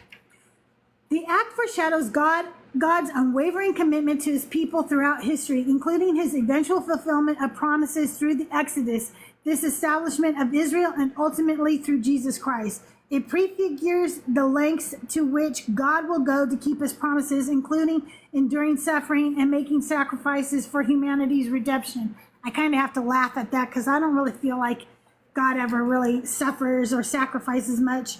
For Abram, this dramatic display was meant to provide assurance that God would indeed fulfill his promises despite Abram's present circumstances, being childless and without land. It was a powerful act of divine confirmation of what God would do. Genesis 15:17 underscores the profound and gracious nature of God's promises, highlighting his unbreakable commitment to his covenant people and setting a foundational theme of God's faithfulness that runs throughout the Bible. Again, I gotta laugh at that. Sounds very much like an apologetic. Yeah, what Christian website are you reading?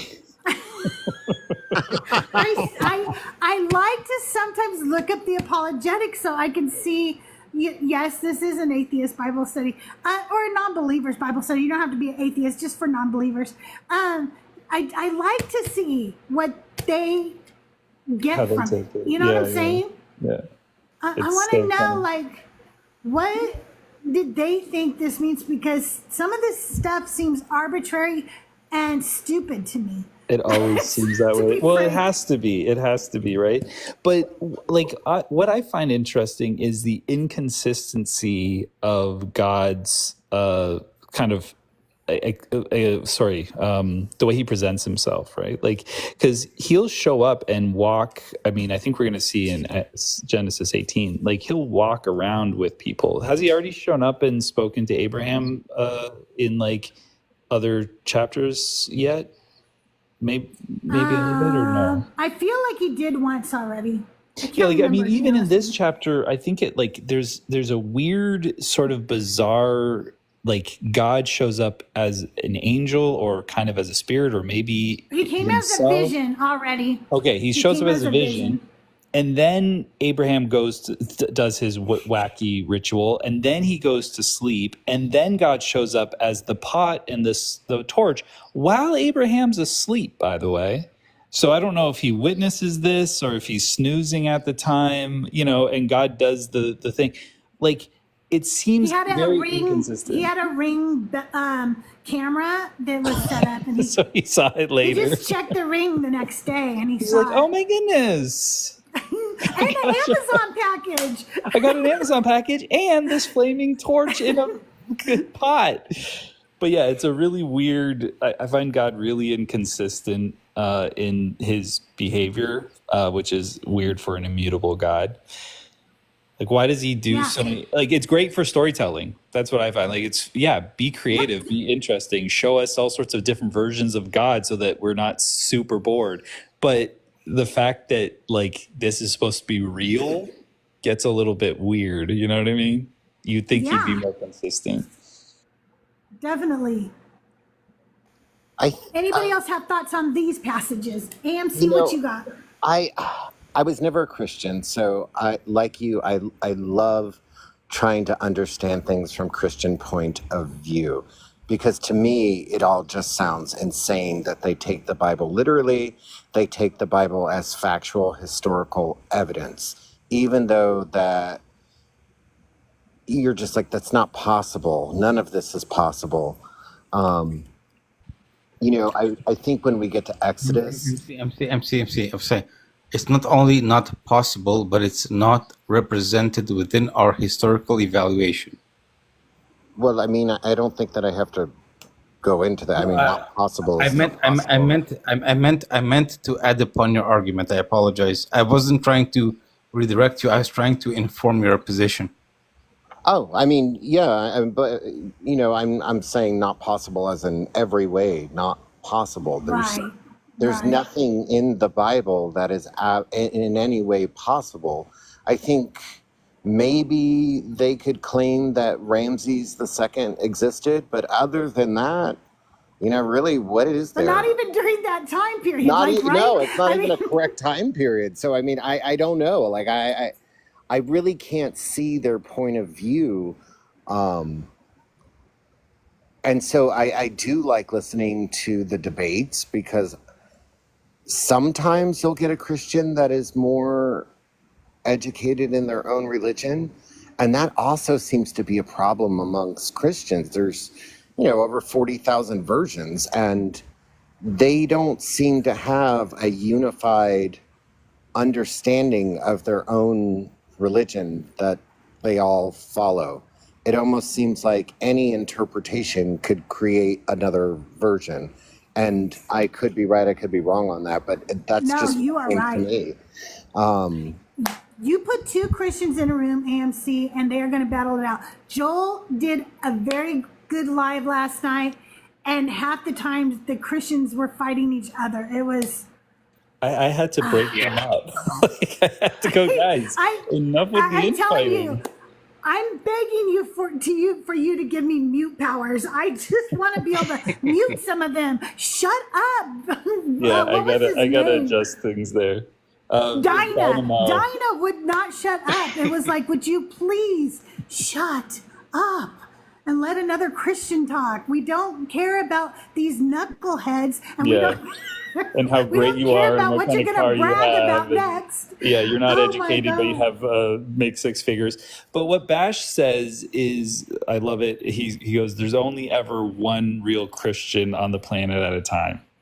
Have That's you ever heard that true. one? Where it's like it's so specific to each individual that they're the only real Christian. And yeah, it's that should like raise red flags for these people. They should be like, maybe God is the author of confusion. This doesn't make any sense.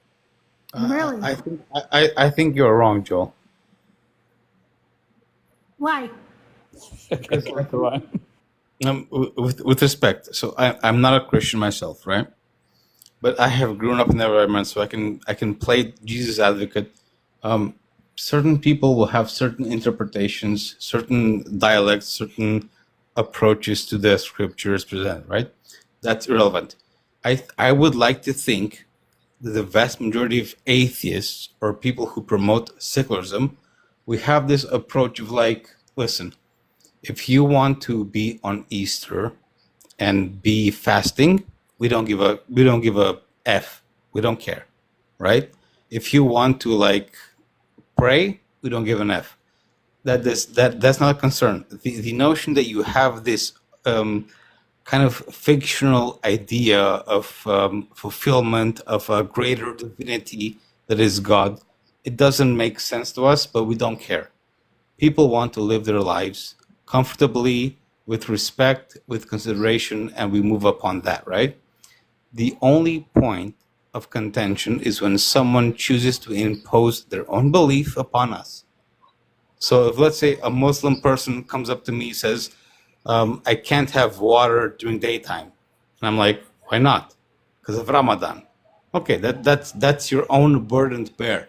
If you think you will drink water during daytime, and that submits you to the hell of the Islamic faith, Well, that's your own wait, how approach. does that disagree with what Joel said? So I was going to say, I was like, Big Appetite, you're not disagreeing with me. I didn't say anything that has to do with what you're talking about. All he said was there's no two Christians at the same time, because if, in case you don't know, because I am ex-Christian, every Christian thinks they're the only real Christian at any given time. If you say anything that disagrees with their doctrine or their theology, they're going to tell you you're not a real Christian.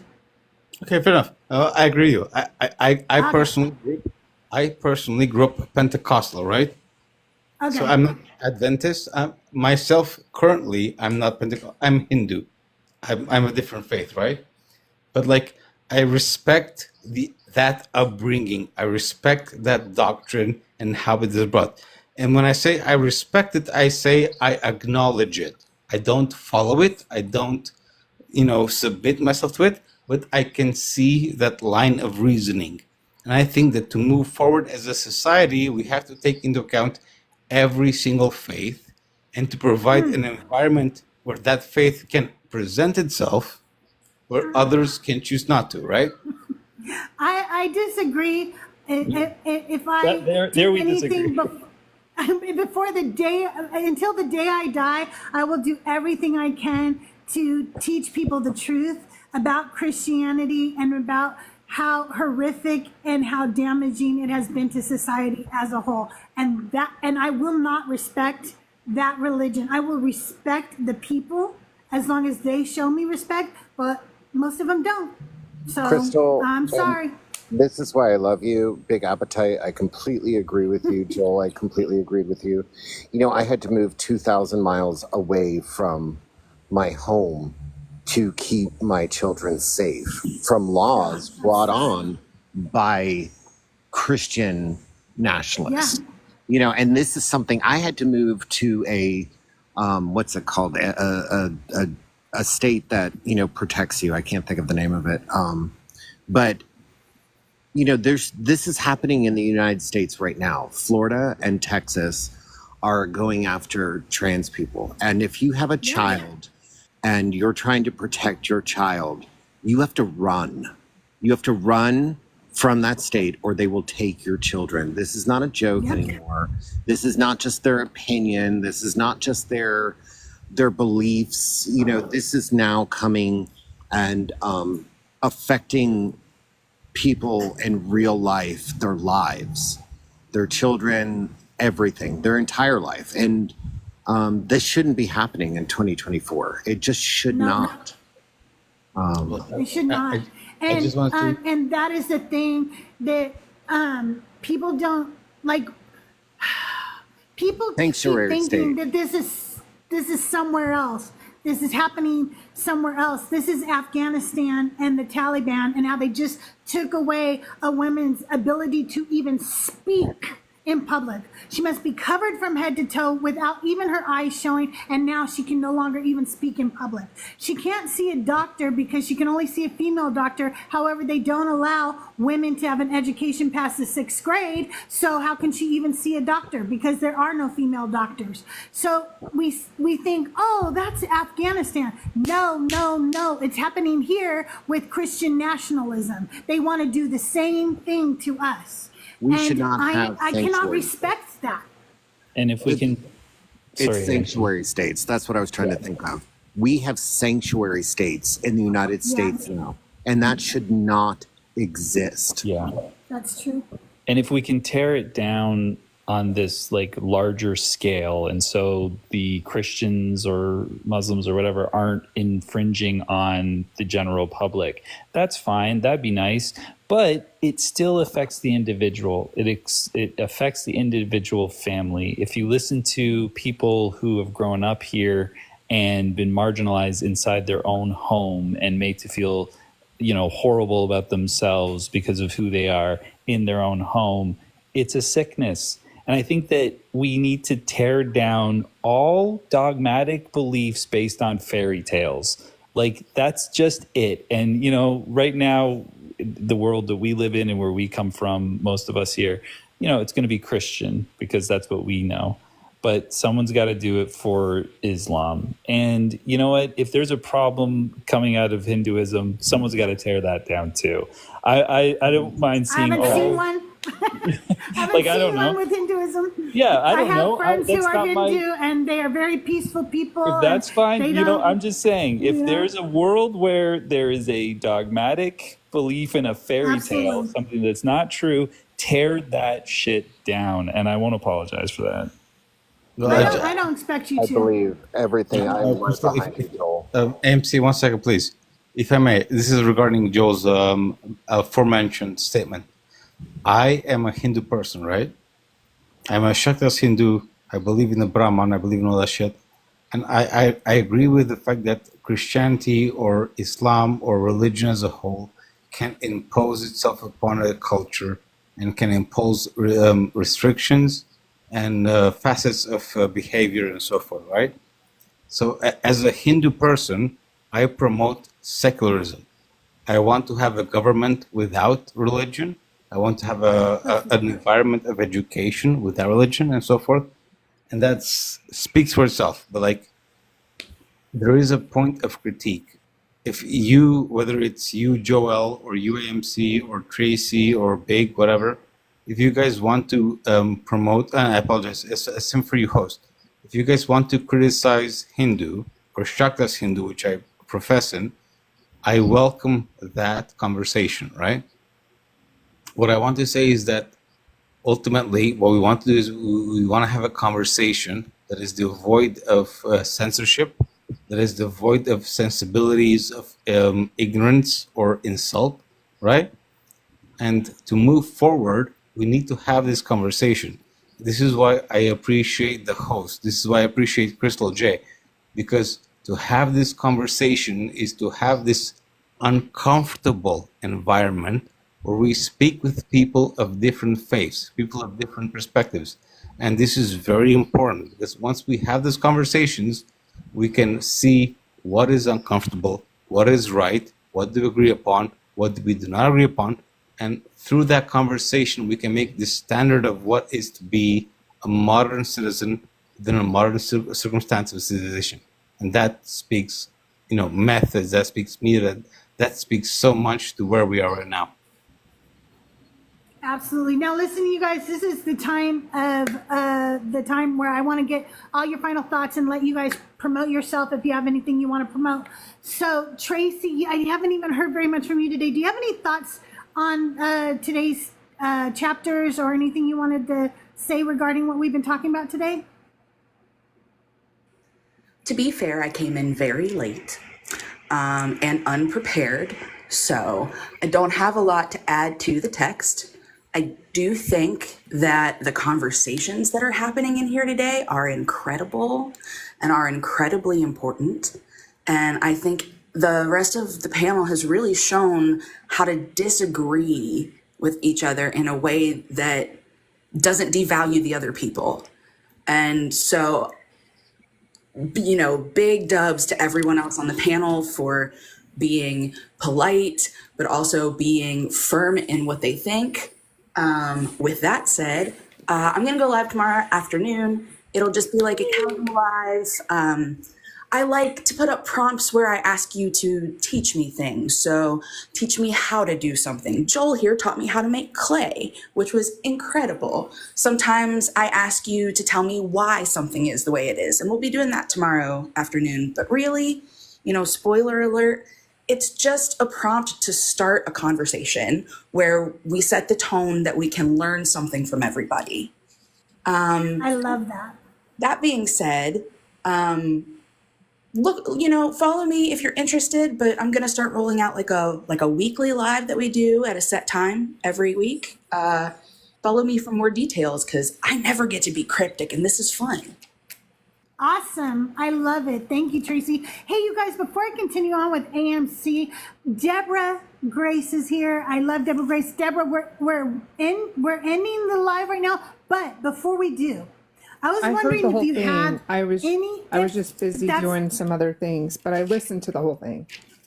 Okay, I was wondering if you had any thoughts on Melchizedek or the 400 years of slavery, if you have any input on those. Well, there is supporting documentation in Jeremiah 29 verses 4 and 14 where God takes credit for sending his own people into slavery. And I think it's really weird that he made a covenant with his people, and it sounds like, the way I read it is he's making a covenant of that he's promising to send them into slavery. Okay. Did anybody else get that? Yes. Interesting, yeah. Let me read it again where he says that. Where was that?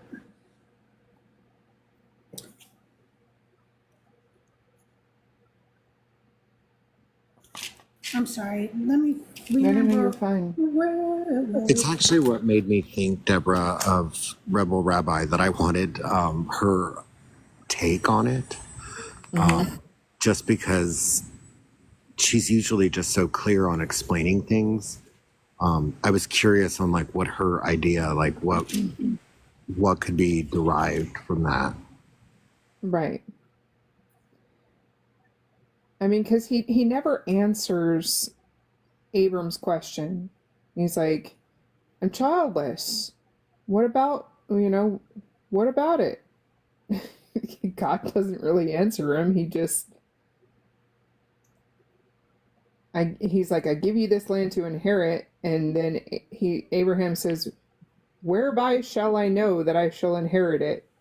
And then this blood covenant, and God says, guess what? You're going to be slaves for 400 years. Yeah, I'm like, wait, what? Here's the verse again, just for those wanting to know. It says, and remember, I didn't say this today, but I read from the NRSV, okay?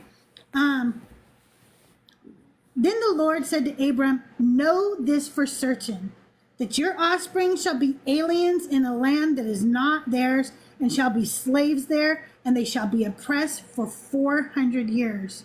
But I will bring judgment on the nations that they serve, and afterward they shall come out with great possessions.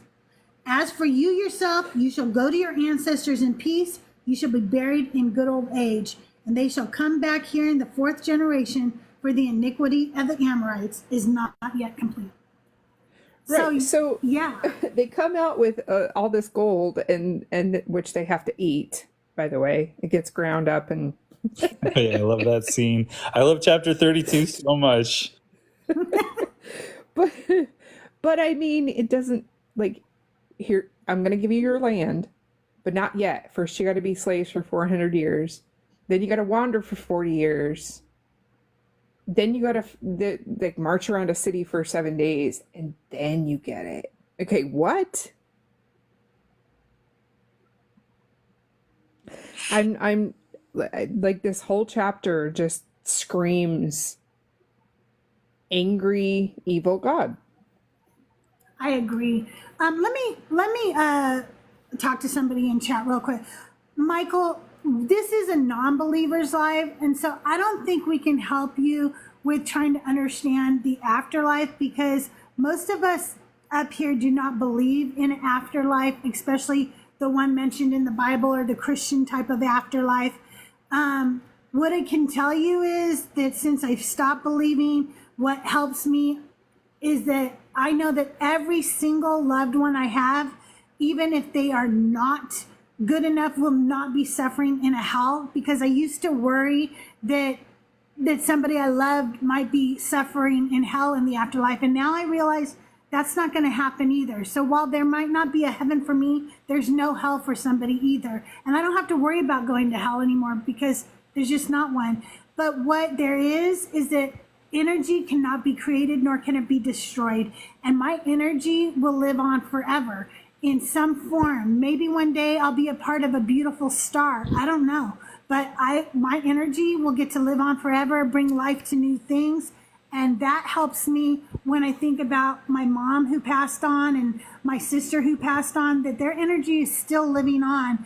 And that just really helps me. I can't help you in any other way, because I don't believe in an afterlife. But I hope you find what you're looking for, and I hope that there's somebody out there that can help you. You might check out some of the Christian lives and see if some of them can help you. But for us, most of us don't believe in that type of afterlife. Can I just add one thing? Apologies, Yeah, Deborah, go Deborah. ahead.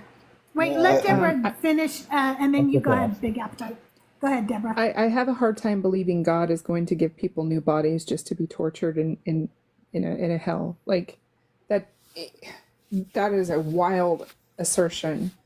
There's Yeah. 4 words for hell in the Bible, and the concept of this eternal torment, it really comes from Dante's Inferno and Paradise Lost, and not from the Bible. The 4 words in the Bible are Sheol, which is just the grave; Tartarus, which I think that's a place; Gehenna, which is where they burned the trash, and I forget the 4th one. But like, in order to be tormented in hell, either he has to put some sort of a metaphysical torment feeling on a soul, or create a new body with nerve endings that is immortal, and that immortal body would be tormented in hell, one with nerve endings and everything. So it just isn't biblical, just so you know. That's really good. I'm glad you shared that. Hopefully Michael is still listening. Go ahead, Big Appetite. What did you want to add? Thank you so much. Yeah, thanks so much. So I myself, I'm Hindu. Within Hindu faith, we don't have a hell. It doesn't happen. There's no pain or whatever. Everything within my faith is Brahman. So Brahman is a term for everything. Everything is Brahman. Your fart is Brahman. Your joy is Brahman. Your pain is Brahman. Your happiness is everything is Brahman. The way we experience life is that every single facet is a facet that experiences life. It's like a coin. You have a coin with one facet and another, and every single experience is required.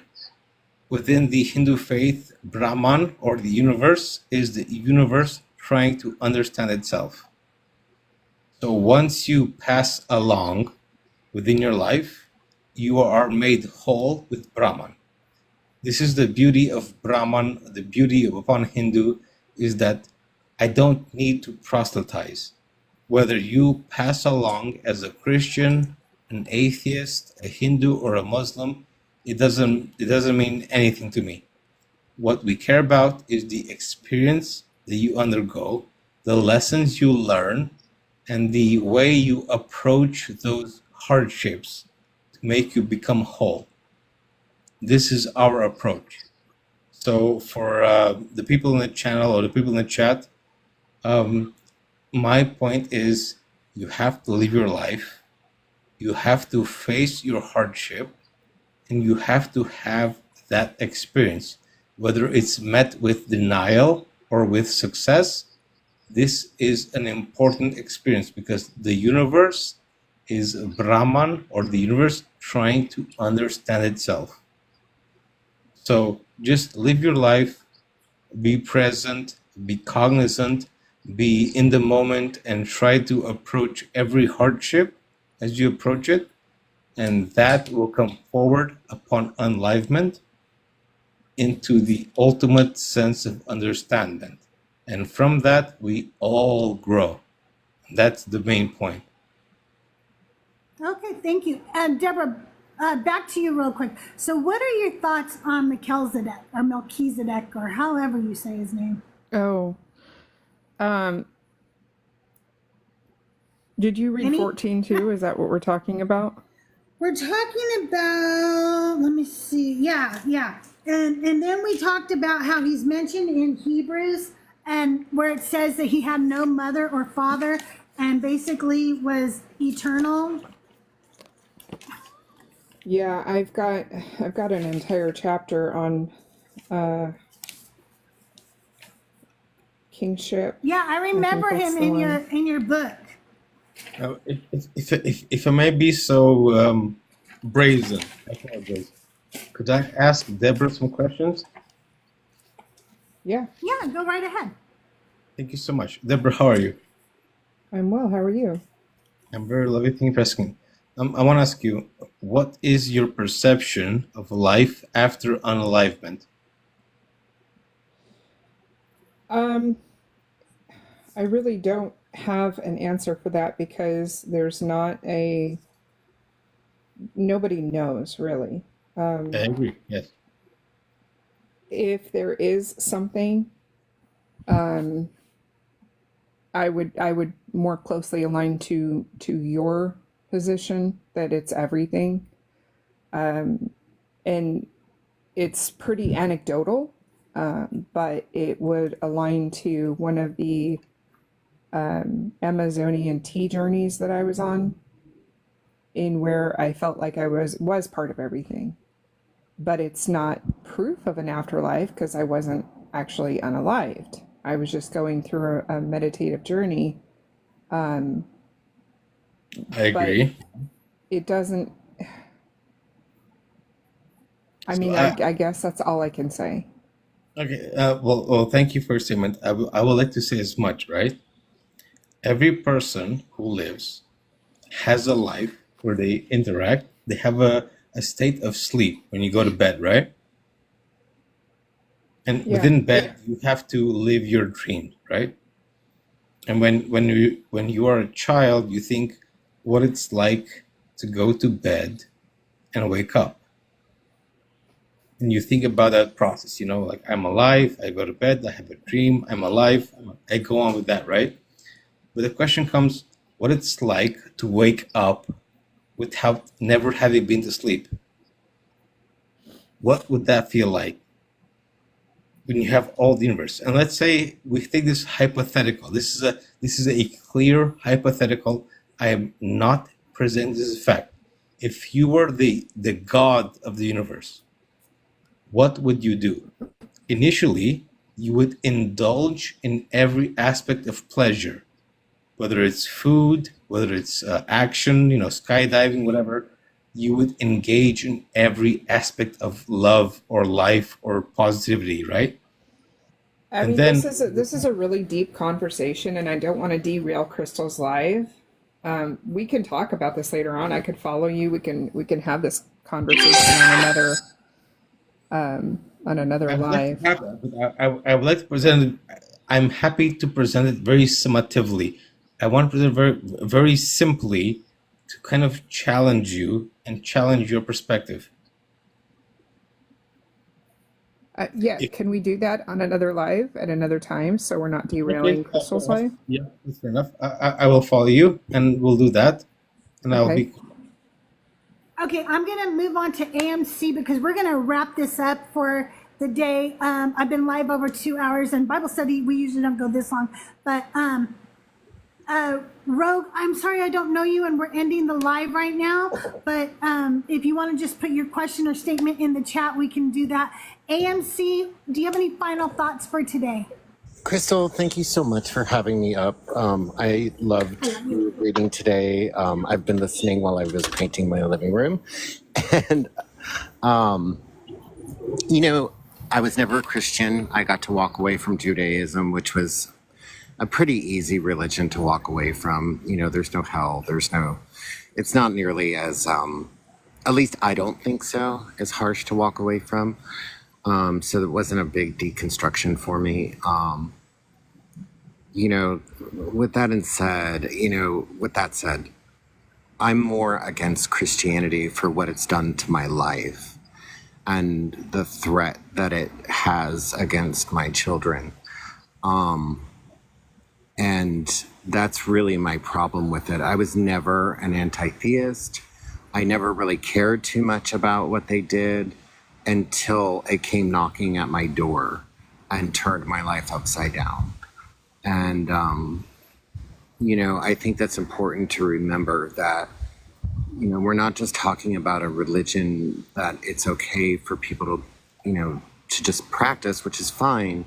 But what we're facing in the U.S. right now, and probably, and I'm sure other countries, I'm just talking about the U.S., but,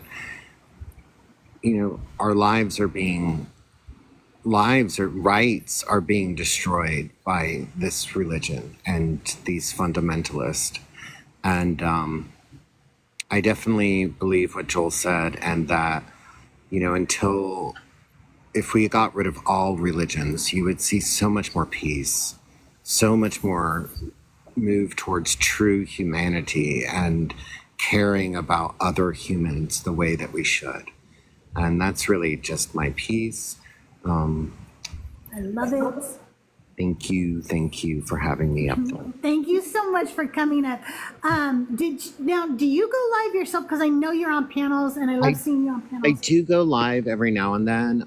Usually when I go live, I am doing political lives and talking about, the trauma and the rights that are being removed from us. That's really my focus. And then, of course, combining it with how religion comes into play with it. And I do try to find, it's hard, but I found a couple that would come up on the panel and be respectful.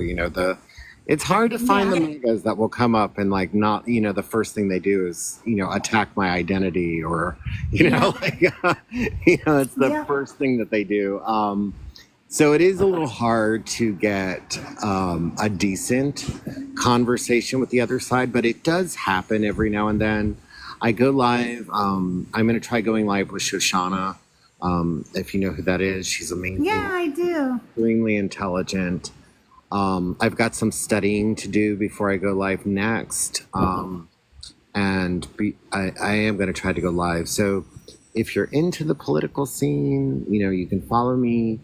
I do pop up in Kate's live a lot. And, I love her live because it's always are Christians mentally, not well.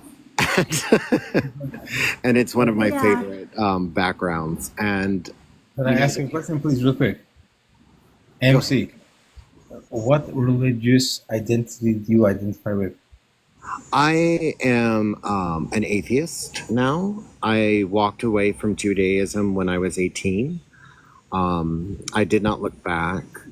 I was raised an Orthodox Jew. I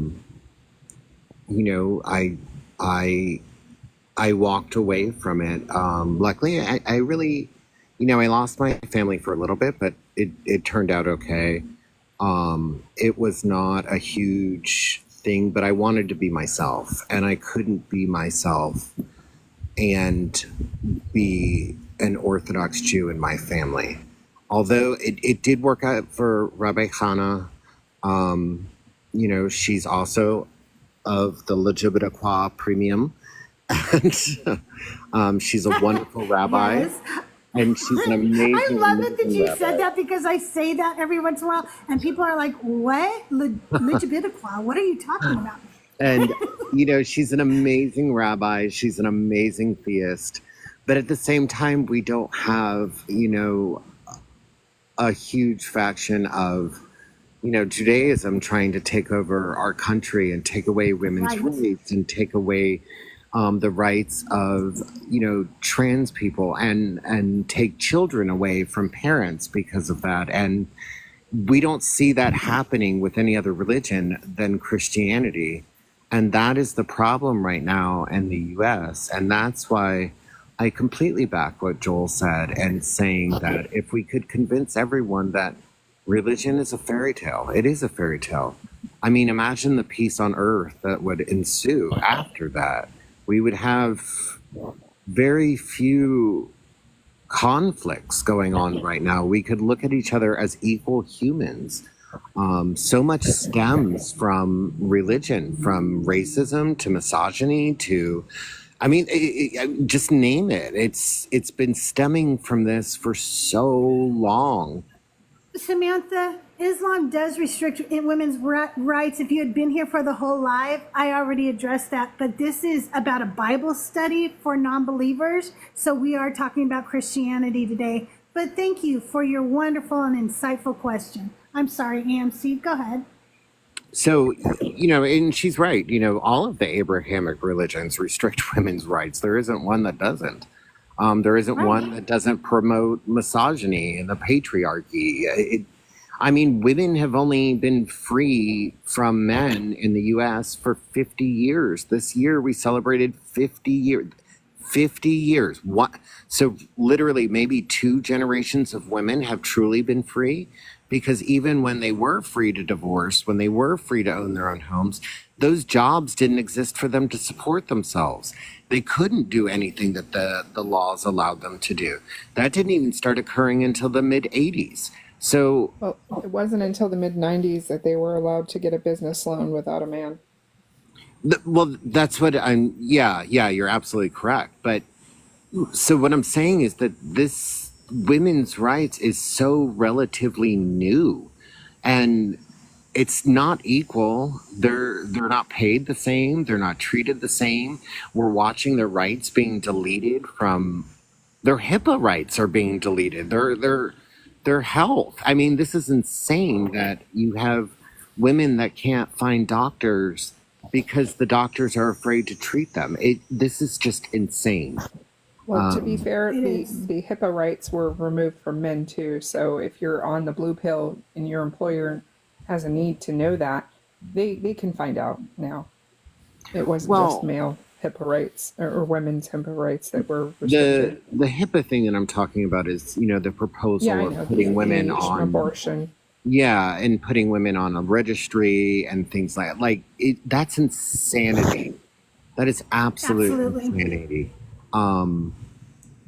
And the fact that people don't see this, or the amount of people that are supporting this, is just frightening. It's absolutely frightening to me, that we don't have. And I know there's a huge faction coming this November that are going to be angry, and rightfully so. But I'm still disappointed in the number of people that are pro these decisions. Well, Yeah, me I would personally like to say that, I think you have a very contentious and what's the word? You have a very considerate form of approach, and I think that's a very good way to approach it, as a whole. That said, I have followed you, and I hope I can speak with you again, because I feel like you and I could have a number of conversations. Absolutely. Absolutely. I would enjoy that. So make sure you all are following Tracy and AMC 81. Big Appetite, do you have any following comments for today? And do you have anything you would like to promote? Oh my God, you guys, before we go any further, Possum Joe is like my best friend from Kansas, and she has never seen me live on TikTok. So, hey, Possum Joe, I love you. Yeah, so to follow up upon your boastment of all that kind of stuff, I want to say that I really appreciate Deborah. I really appreciate AMC 81. I feel like maybe I come from an Eastern European environment, and maybe I'm very ill-informed with the social environment, the social construct of conversation. So I feel like that there's much that I can learn from them. So I look forward to having that conversation where I can be humbled and I can be educated, so I can progress forward as like an informed individual. Tracy, I feel so bad that I didn't get to hear from Tracy, because Tracy, I feel like you're so appreciated within this context, and I didn't get to hear from you. But I will follow you, and I will try to be present through conversation, and I will try to be as cognizant and as respectful as I can moving forward. But to put that aside, I did appreciate the conversation. I appreciate the host. I appreciate the members of the panel, those who were or weren't. And moving forward, I will try to be very subtle and quiet. Oh, you're doing great, Big Appetite. I have no problem cutting off people when I need to, so don't worry about it. You're doing great. I appreciate you. Thank you so much, Crystal. Listen, I don't have words to say how much I love, given the fact that you were able to have me in this panel given the fact that you were able to have me in this conversation. I am so faithful and I'm so thankful to be in this conversation because I want to learn, I want to educate myself, I want to understand different people, and I want to be present in that conversation. And I appreciate that. Big Appetite, do you go live or do any of your own TikTok lives or shows or anything? Oh no, I'm just a rebel who likes to jump. All right. Well, thank you for joining us today. Big T, we got to hear from you earlier. You've been such a support to me today. Thank you so much for being here. I don't know what I would have done without you this morning when I was scrambling to get my notes. Do you have final thoughts today, and do you have anything you want to promote? Yeah, sure. I'm so sorry, by the way, that I had to drop out there for a little bit. But thank you guys for everything that you do. Thanks for having me up. My final thoughts, honestly, I just keep thinking about how God can't count. I think it's a really hilarious idea, and it's something that the community should look into more. Like, how many times has God been wrong? He seems like one of those kind of people, or they seem like one of those kind of people who just like is always overestimating or underestimating. You know, they're like, I had millions of bugs in my basement. And you're like, dude, there's 5 down there. You know what I'm saying? Like, like God seems to be that way. And I think that maybe that's why he didn't want anybody to eat from the tree of knowledge, because he didn't want anybody to know he doesn't know how to count. That's true.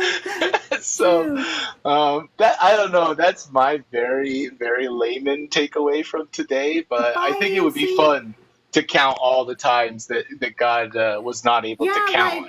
Like 3 days and 3 nights, you know, he's going to be in the grave, and it's not quite 3 days and 3 nights. Just saying. Yeah, there just seems to be a lot of that. But anyway, as far as my side of things, you know, I am still trying to get enough followers to go live.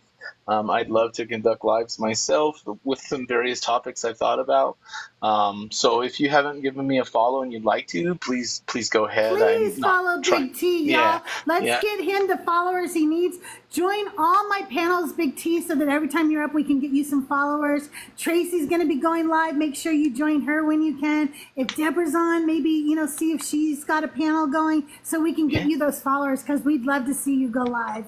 Yeah, I would really like to, and I definitely have some topics I'd like to explore, you know, like the intersectionality of toxic masculinity and Christianity. I think it's a very interesting subject matter, and I would like to add to it as it's kind of one of my pet topics. So, but I just constantly learn from you guys, and I'm so happy to have such great people in the community around us who are so supportive and willing to let people like me come up on their panels, who I frankly think have a little to no business giving their input about the Bible.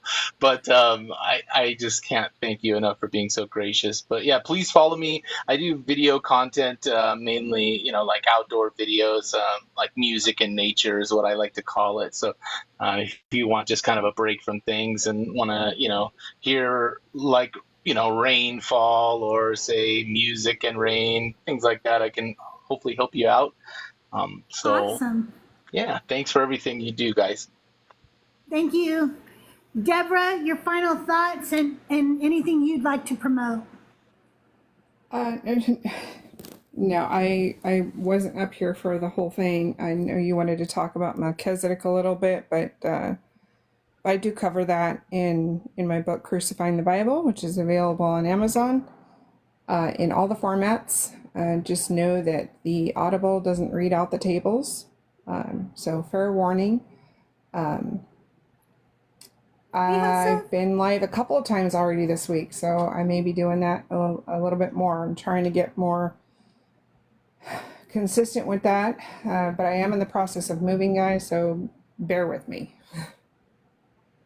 Yeah, Deborah does very good lives. Her lives, if you like a debate live that is well-informed and also controlled, you're going to get that with Deborah. She's not going to have a bunch of the screaming and yelling over each other and things like that. It's not like that. And she's so informative, I cannot tell you. So if you're not following Deborah, I honestly, I know I say it, but what are you doing with your life? Okay, you should be following her and get her book, because it just taught me so much, and I think I'm gonna have to read it a few more times, to be honest with you. Her book is available on Amazon and Audible. It's called Crucifying the Bible, and I highly recommend it. I'm going to wrap things up for today, y'all. I got some sushi that I made this morning that has been chilling in the fridge, so I want to go eat. I love you all, and I will see you around these crazy TikTok streets. Have a great day. All the best. Bye, guys. Thanks for everything.